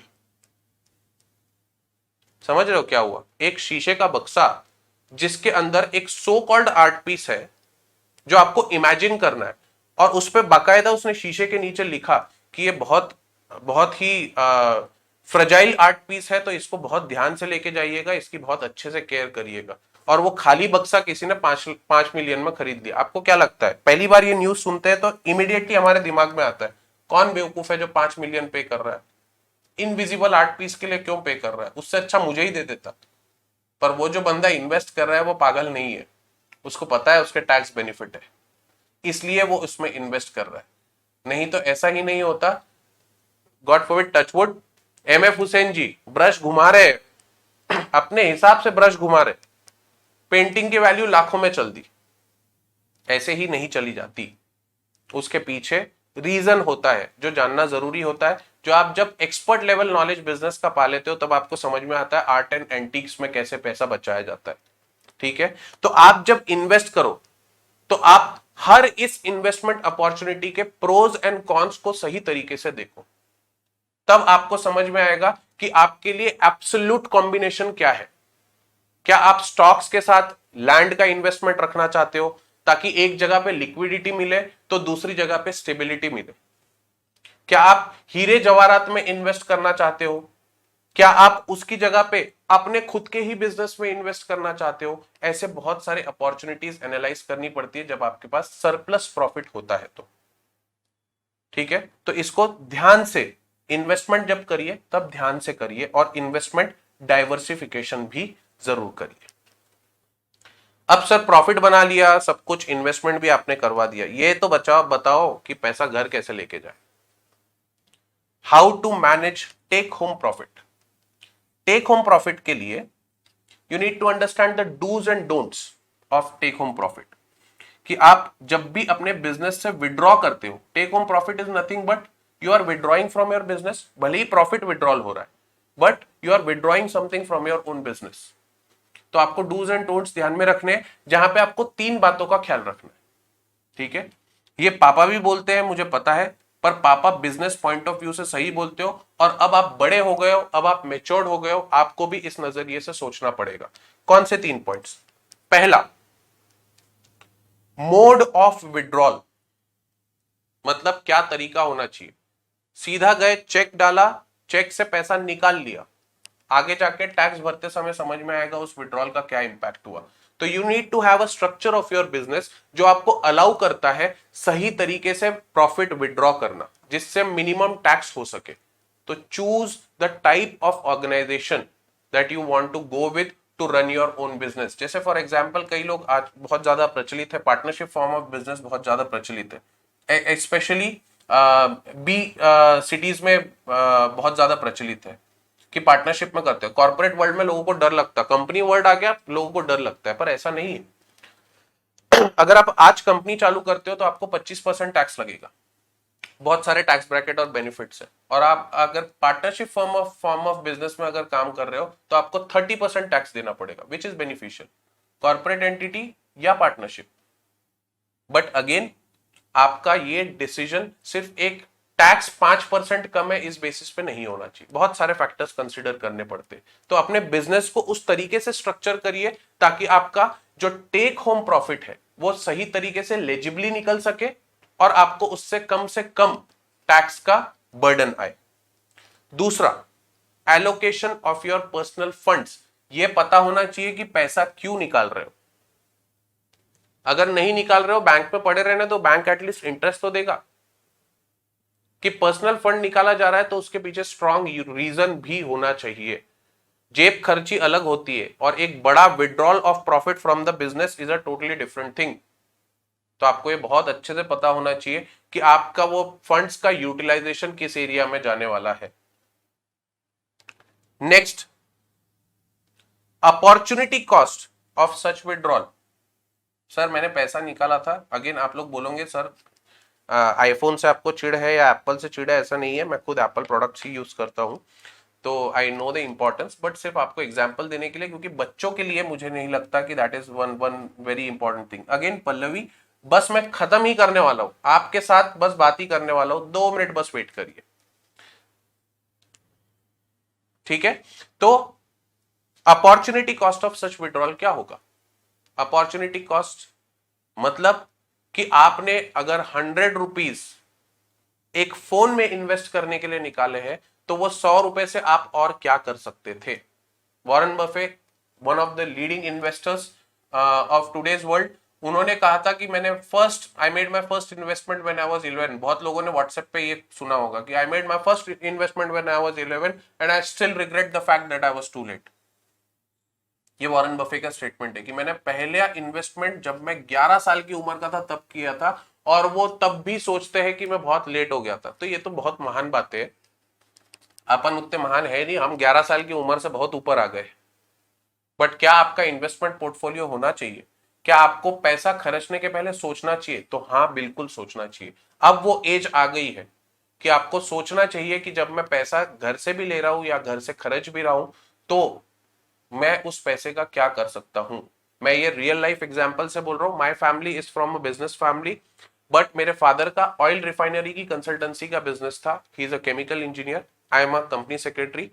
उसके बाद मैंने मेरे फादर से बिजनेस सेटअप करने के लिए, he just paid for my education, उसके बाद मैंने बिजनेस सेटअप करने के लिए उनसे कोई पैसा नहीं कमाया। I am running 2 businesses as of now, my firm and one academy, both are profitable.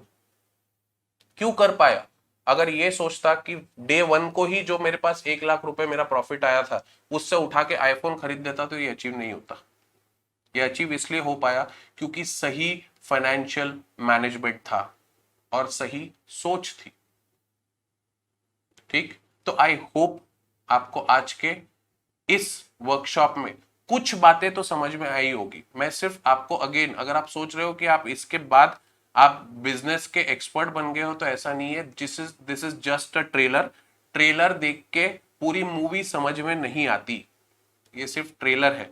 But I really thank एलसीआईटी कि उन्होंने एक ऐसा वर्कशॉप अरेंज किया जो genuinely I think will be very useful for the business world, for the kids who will be entering the business world next. So the next generation businessman के लिए ये एक बहुत अच्छा वर्कशॉप था। With that I thank all the dignitaries. I thank Principal Ma'am, I thank Piyush Pandey sir, Abhinav Paul sir, Adil Dalla sir, Sunita Ma'am, who is the coordinator, Kiran Kaur Ma'am, सभी को मेरा बहुत बहुत धन्यवाद। और सारे बच्चों के लिए मेरी शुभकामनाएं कि आप बहुत जल्द बहुत बड़ा बिजनेस बनाओ और वो बहुत बड़ा बिजनेस लेके आप जरूर हमारे पास कंसल्टेंसी के लिए आओ ताकि हम आपको सही तरीके से कंसल्ट कर सके। With that, I thank you all and I open this session for Q&A.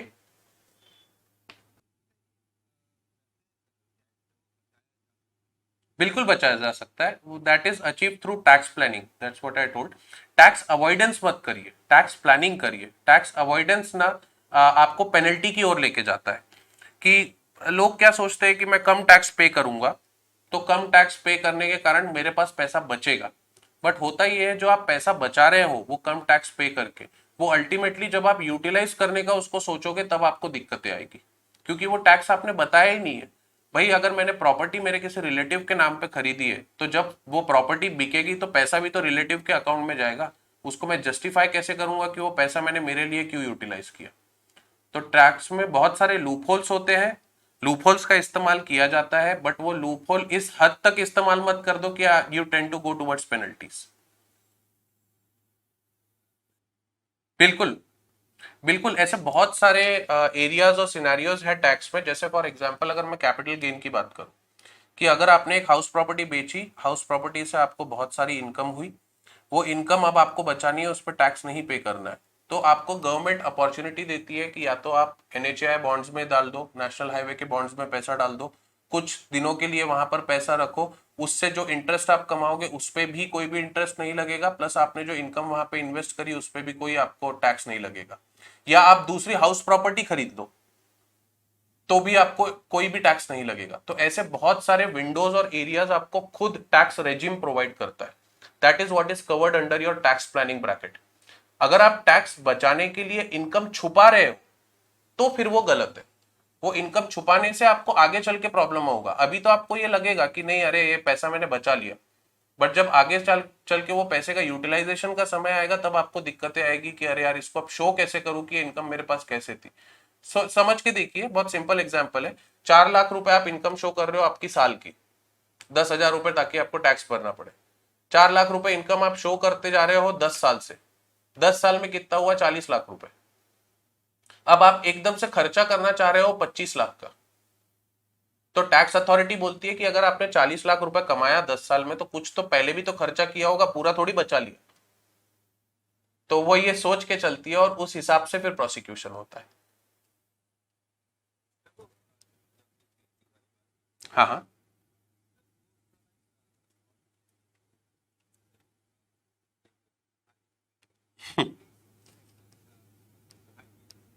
Actually वो आर्टिस्ट का जो पर्सपेक्टिव है उस पे वो अब जैसे फॉर एग्जांपल अगर मैं कैनवस पे कुछ भी ड्रॉ कर दूं, तो आर्टिस्ट का ये पर्सपेक्टिव होता है कि जो आर्ट देखने वाला है, जिसको हम आर्ट सराहने वाला बोलते हैं, इतनी बड़ी बड़ी गैलरीज लगती है जहाँ पे पेंटिंग्स लगती है, जहाँ पे आप देखने जाते हो, आपको आर्ट में, जैसे मैं हूँ, मैं एक आर्ट से बहुत दूर हुआ हुआ व्यक्ति हूँ, पेंटिंग वगैरह मुझे उतने अच्छे से मैं उसके अंदर का इनर मीनिंग नहीं समझ सकता, बट आर्टिस्ट ये समझता है कि मैं जो आर्ट बना रहा हूँ वो अपना इनर सेल्फ पोर्ट्रे करने के लिए उसको कैनवास पे उतार रहा हूँ।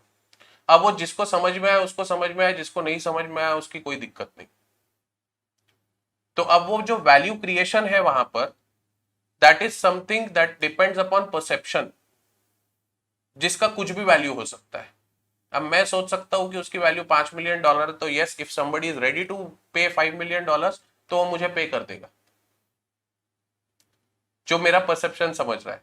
अब उसमें पर जो बिजनेसमैन इन्वेस्ट करते हैं, तो वो that is a different scenario, जिसके लिए आपको टैक्सेशन पढ़ना होगा थोड़ा। क्योंकि मैं अगर एट रैंडम आपको अभी एकदम से बता दूंगा कि टैक्स में क्या बेनिफिट होते हैं आर्ट से, तो वो मतलब उसके लिए मैं पैसे चार्ज कर लेता हूँ। जी जी। जी मैम। और एक सवाल मुझे दिख रहा है, what is going to happen with the Kanpur 250+ street vendors? तो होपफुली, तो जितना हमने टैक्स में पढ़ा है, जितने पास्ट प्रेसिडेंट्स मुझे पता है, तो उन्हें बहुत बहुत हैवी पेनल्टी देनी पड़ेगी। क्योंकि ऑलमोस्ट जितना मैं समझता हूँ, स्ट्रीट फूड वेंडर्स है, उन्होंने अपना जो प्रॉफिट है वो हो सकता है लिक्विड कैश में रखा हो, और अगर लिक्विड कैश मिल जाता है तो वो तो कभी टैक्स डिपार्टमेंट से वापस नहीं आ रहा, ये आप बात समझ लो। तो उनको बहुत हैवी पेनल्टी, हो सकता है किसी को इम्प्रिजनमेंट भी हो जाए अगर बहुत ज्यादा टैक्स उन्होंने अपना बचाया होगा या छुपाया होगा तो। किसी ने लिखा है, sir putting money in shares, is it a good investment? yes it is. There are people who are making money just by investing in shares.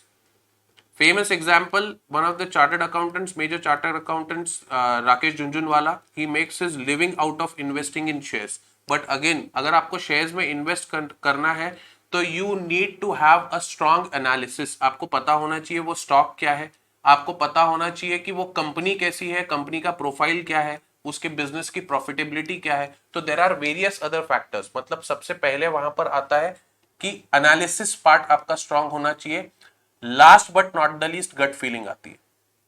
ठीक है, तो गट फीलिंग वहां पे बहुत कम हो जाती है जब आपका एनालिसिस स्ट्रांग हो, और अगर एनालिसिस स्ट्रांग है तो definitely with a long call you will be able to make profit. मैं इंट्राडे ट्रेडिंग की बात नहीं कर रहा हूं यहां पे, मैं इन्वेस्टमेंट की अगर आप बात कर रहे हो तो इन्वेस्टमेंट मतलब लॉन्ग कॉल, जब आप लंबे समय के लिए इन्वेस्ट करते हो, तो अगर आप शेयर्स में लंबे समय के लिए इन्वेस्ट करते हो डेफिनेटली प्रॉफिट बनाओगे। एक चीज मैं सॉरी तेजस, मैं आपको आपसे जरूर बात करता हूं इमीडिएटली। एक चीज मैं बच्चों को बताना भूल गया, मेरे जो प्रेजेंटेशन का ही पार्ट था, दैट इज नेटवर्थ और वेल्थ क्रिएशन के लिए। अभी लोग कुछ लोग इन्वेस्टमेंट और वेल्थ क्रिएशन की बात कर रहे हैं, तो आपको ये देखना है कि आपका जब फाइनेंशियल मैनेजमेंट होता है तो आपकी नेटवर्थ क्या है। नेटवर्थ सबको लगता है कि सबसे बड़ा फैक्टर है, बट नेटवर्थ कुछ नहीं होता, असेट माइनस आपकी लाइबिलिटीज होती। जितने आपके असेट माइनस आपकी लाइबिलिटीज, आपकी करंट नेटवर्थ आपको पता चल जाएगी। But there is a concept of wealth creation जो इंपॉर्टेंट होता है। वेल्थ क्रिएशन हम किसे समझते हैं? Wealth creation is nothing but if you stop working today, कितना समय आप सरवाइव कर पाओगे, कि आपके पास इतना कितना पैसा है जो आप आगे या तो किसी दूसरे बिजनेस में इन्वेस्ट कर दोगे, या फिर आप खुद सरवाइव कर लोगे, आपकी कितनी जनरेशन सरवाइव कर लेगी। तो you need to focus on wealth creation. तो इन्वेस्टमेंट भी ऐसा ही करो जो वेल्थ क्रिएशन में फोकस करे। हाँ, अब Tejas, can you please raise hand again? Yes, unmute and please ask your question तेजस।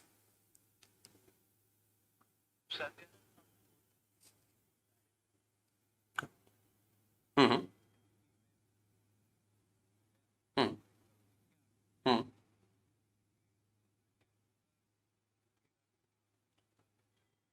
तो वहां पे तो सबसे ज्यादा इजी हो जाता है जब आप कौन बनेगा करोड़पति जैसी जगह पे जाते हो, तो जो आपके हाथ में पैसा आएगा वो ऑलरेडी टैक्स कट के आएगा। दैट इज, नहीं नहीं पूरा नहीं आता, that is there is a concept called as TDS, tax deducted at source. मतलब जहां आपने पैसा कमाया, जैसे सपोज आप कल के दिन किसी कंपनी में काम करते हो तो आपकी जो सैलरी आती है, वो सैलरी आपको एक होती है कॉस्ट टू कंपनी, सीटीसी जिसे हम कहते हैं। कॉस्ट टू कंपनी आपकी रहेगी 6 लाख रुपए, मतलब कंपनी को 6 लाख रुपए आप पे स्पेंड करने पड़ रहे हैं इन the form of salary, but पूरा 6 लाख आपके जेब में नहीं आता। उसमें से tax is deducted at source, मतलब कंपनी आपके बिहाफ में 6 लाख में से टैक्स डिडक्ट कर लेगी और टैक्स डिपार्टमेंट को जमा कर देगी, और आपको एक सर्टिफिकेट दे देगी कि ये टैक्स हमने आपके बदले जमा कर दिया। तो जब आप रिटर्न फाइल करोगे तब आप वो टैक्स जो आपने पे किया उसको क्लेम करोगे कि ये मैंने मेरे, भले ही कंपनी ने पे किया था बट ये मेरा टैक्स था जो कंपनी ने पे किया। तो जब आप ऐसी इनकम कमाते हो, जैसे आप कौन बनेगा करोड़पति का एग्जांपल दे रहे हो या ड्रीम इलेवन का एग्जांपल ले सकते हैं, बहुत लोग ड्रीम इलेवन में इन्वेस्ट कर रहे हैं आजकल। मेरा एक स्टूडेंट है जिससे मैंने पूछा आप इन्वेस्टमेंट कहाँ कर रहे हो, बोले सर ड्रीम इलेवन में इन्वेस्ट कर रहा हूँ ना। तो वो इन्वेस्टमेंट नहीं है, दैट इज अ वेजर। और अगर आप वेजर कर रहे हो तो वेजरिंग से आने वाला जो भी पैसा है वो सोर्स में ही डिडक्ट होकर टैक्स होकर और आपको अमाउंट आएगा, तो you won't be able to realise the full amount. No problem Tejas. किसी ने लिखा है कि डू वी नीड टू पे, अतुल ने लिखा है कि डू वी नीड टू पे tax on income from intraday? Yes you do, yes you do, in fact ज्यादा टैक्स पे करना पड़ता है। शॉर्ट टर्म कैपिटल गेन बोलते हैं उसे, कि बहुत ही शॉर्ट टर्म के लिए इन्वेस्ट किया है आपने पैसा, आज सुबह किया और शाम को निकाल लिया, तो इंट्राडे पे भी टैक्स लगता है, बिल्कुल। और किसी के कुछ क्वेश्चंस प्लीज पूछो। अच्छा लग रहा है आप लोग इंटरेक्ट कर रहे हो, मतलब आप लोग साथ में थे इस सेशन के दौरान। We are really sorry, in fact LCIT को भी ये लग रहा होगा कि अगर ये सेशन फुल टाइम आपके आमने सामने होता तो कुछ बात ही और अलग होती। फिर लिखा है इक, if I am pronouncing it correct, please correct me if I'm wrong. Ignore, right? Ignore says that for earning more money, business or profession, which is best? ये तो एक ट्रिकी क्वेश्चन है कि for earning money what is better, business और profession. It again depends upon your, मैं बोलूंगा कि इन दोनों में नियत पे डिपेंड करता है। इंसान की नियत डिसाइड करती है कि वो कितना पैसा बनाने वाला है, क्योंकि नियत डिसाइड करती है कि आप कितना हार्डवर्क पुटअप करने को तैयार हो। दोनों जगह पे, प्रोफेशन और बिजनेस दोनों जगह पे आप पैसा बना सकते हो। अगेन दोनों के अपने लिमिटेशंस होते हैं। जैसे प्रोफेशनल की अगर मैं बात करूं, क्योंकि मैं खुद प्रोफेशन से पैसा कमा रहा हूं, तो मैं आपको ये बोलूंगा कि ये एक ऐसा जरिया है, एक ऐसा तरीका है जहां पे आपका पूरा complete investment is your brain. मुझे कुछ नहीं करना पड़ा, डिग्री ली, टेबल चेयर लगाया और मेरी कंसल्टेंसी शुरू। People will come to me for my consultancy. पर अगर मुझे बिजनेस करना है तो मुझे बिजनेस का ग्राउंड लेवल फील्ड वर्क करना जरूरी होता है, जिसमें एक बेस फाउंडेशन क्रिएट करना जरूरी होता है। जब तक वो बेस फाउंडेशन क्रिएट नहीं होगा तब तक आपका बिजनेस प्रोग्रेस नहीं करेगा। तो आपकी नीयत डिसाइड करेगी आप कितना हार्डवर्क कर रहे हो, आपका हार्डवर्क डिसाइड कर रहे हो करेगा कि आप कितना पैसा बना रहे हो। There is a firm called पीडब्ल्यूसी जो बिग फोर्स में आती है, जो सिर्फ प्रोफेशनल कंसल्टेंसी के थ्रू इतना पैसा कमा चुकी। And there is Reliance Industries जो बिजनेस करके इतना पैसा कमा रही है। ठीक है, तो पैसा तो दोनों जगह है, दुनिया हमको ये बताती है कि पैसा दोनों जगह है। आपके ऊपर डिपेंड करता है आप अपने दिमाग से कमाना चाहते हो या आप दूसरे रिसोर्सेस का इस्तेमाल करके पैसा कमाना चाहते हो। किसी बच्ची ने पूछा है, मोनिका ने, व्हाट इज बेटर सीएमए और CFA, which is better after MBA? First of all it depends, MBA आप स्पेशलाइजेशन किस चीज में कर रहे हो। सीए में आई वुड सजेस्ट, बिकॉज यहाँ पर कुछ ऐसे रेगुलेटरी एरियाज है जहाँ पर सीएमए की मैंडेटरी रिक्वायरमेंट होती है, तो आपको एक एज मिलता है कि आपको इमीडिएट जॉब अपॉर्चुनिटी आपकी कहीं नहीं जा रही।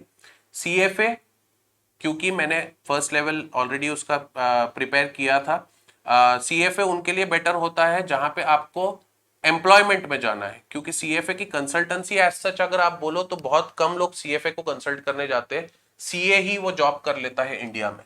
तो सीएफए अगर आप जॉब करने के लिए जा रहे हो तो अच्छा है, नो डाउट, पर वो डिफिकल्ट भी बहुत ज्यादा है, believe me, it's not a piece of cake.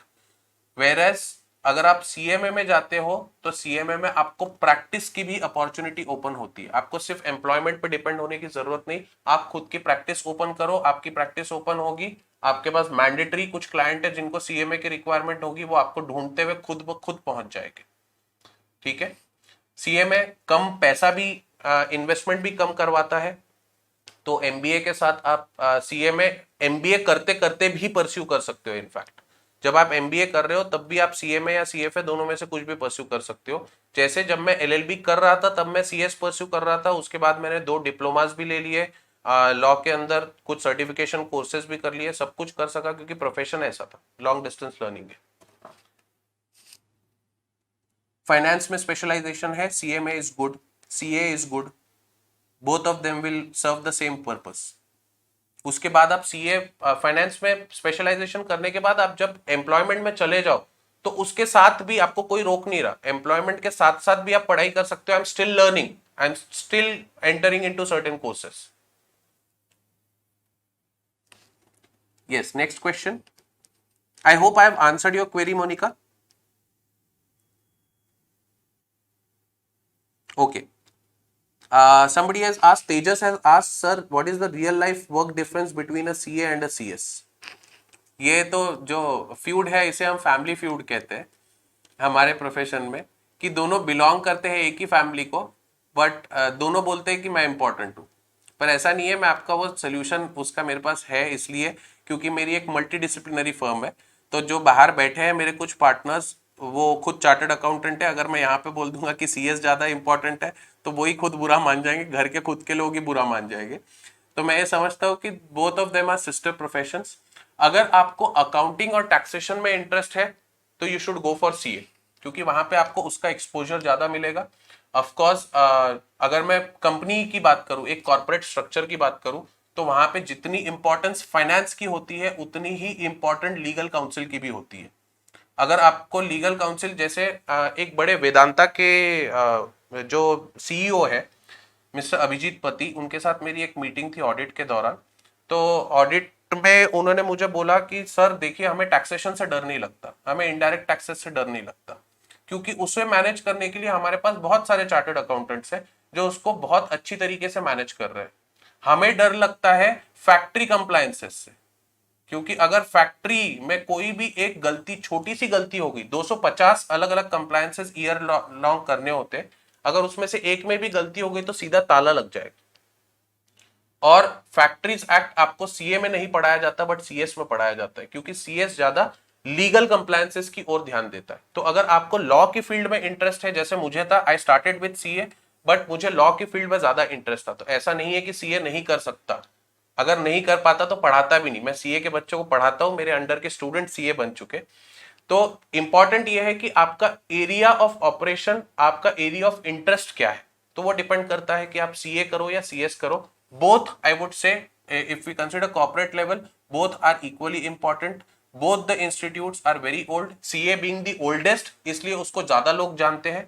और क्योंकि हर इंसान को इनकम टैक्स रिटर्न भरने की दिल में घबराहट रहती है, तो वो सीए को बहुत जल्दी जानता है। बट ऐसा नहीं है कि सीएस के प्रोफेशन का इंपॉर्टेंस नहीं है। इनफैक्ट जितने सीएस चाहिए उसके सिर्फ 10% अवेलेबल है। तो 90% का जो ब्रैकेट है अभी भी इकोनॉमी में, वो खुला हुआ है। दोनों में से कोई भी अनएम्प्लॉयड नहीं बैठता, अगर आपका क्वेश्चन उस हो रहे तो। जिगजैक एके ने पूछा है, what if we gain profit 5 million per year, and how can we save taxes by showing expenses by the financial year? What types of expenses we show to save maximum? जिगजैक AK, जैसा आपका नाम है वैसी आपकी सोच है। मैं चाहूंगा कि इस चीज के लिए आप मेरे जरूर ऑफिस आइए, क्योंकि ये दिस अमाउंट्स टू कंसल्टेंसी, जिसके लिए मैं आपको रिटेनरशिप पे साइन करना चाहूंगा। क्योंकि अगर आप अपना टैक्स इतना बचाना चाह रहे हो और इतने उत्सुक हो, तो मैं समझ रहा हूँ कि आप प्रॉफिट बहुत ज्यादा कमा रहे हो। तो अगर आप प्रॉफिट कमा रहे हो तो थोड़ा हमारे साथ भी शेयर कर लो। इसके लिए थोड़ी सी या तो कंसल्टेंसी ले लो, या तो हमारे साथ सीए का कोर्स कर लो, दोनों एरिया में आपको समझ जाएगा। क्योंकि ये थोड़ा बड़ा सवाल है, मैं आपकी टैक्स प्लानिंग ऐसे इस पे ऑन कॉल नहीं कर पाऊंगा। It requires many things to be understood कि आपका बिजनेस किस प्रकार का है। आपका सर्विस ओरिएंटेड बिजनेस है तो आपके एक्सपेंसेस उस हिसाब से मैनेज होते हैं। Again, showing expenses is a wrong word जो मैं इस प्लेटफॉर्म पे बोलना चाहूंगा कि मैं यूज नहीं कर सकता। कि हाउ टू शो एक्सपेंसेस, वो गलत है। जो एक्सपेंसेस हो रहे हैं उसी को मैनेज करके और बताया जा सकता है कि आपकी इनकम और उस पर कितना टैक्स बचाया जा सकता है। आई hope I answered your query, और अगर कुछ मजाक बुरा लगा हो तो माफ कर दीजिएगा। मैं तो कैमरे को देख के बोल रहा हूँ, मैं चाहूंगा कि आप फेस टू फेस मिलके और उन बच्चों से बात करो, because you have a very energetic crowd, curious crowd that is there. तो I like if the next generation is curious, because अगर वो इसी लेवल पे क्यूरियस है तो डेफिनेटली दे विल प्रोग्रेस।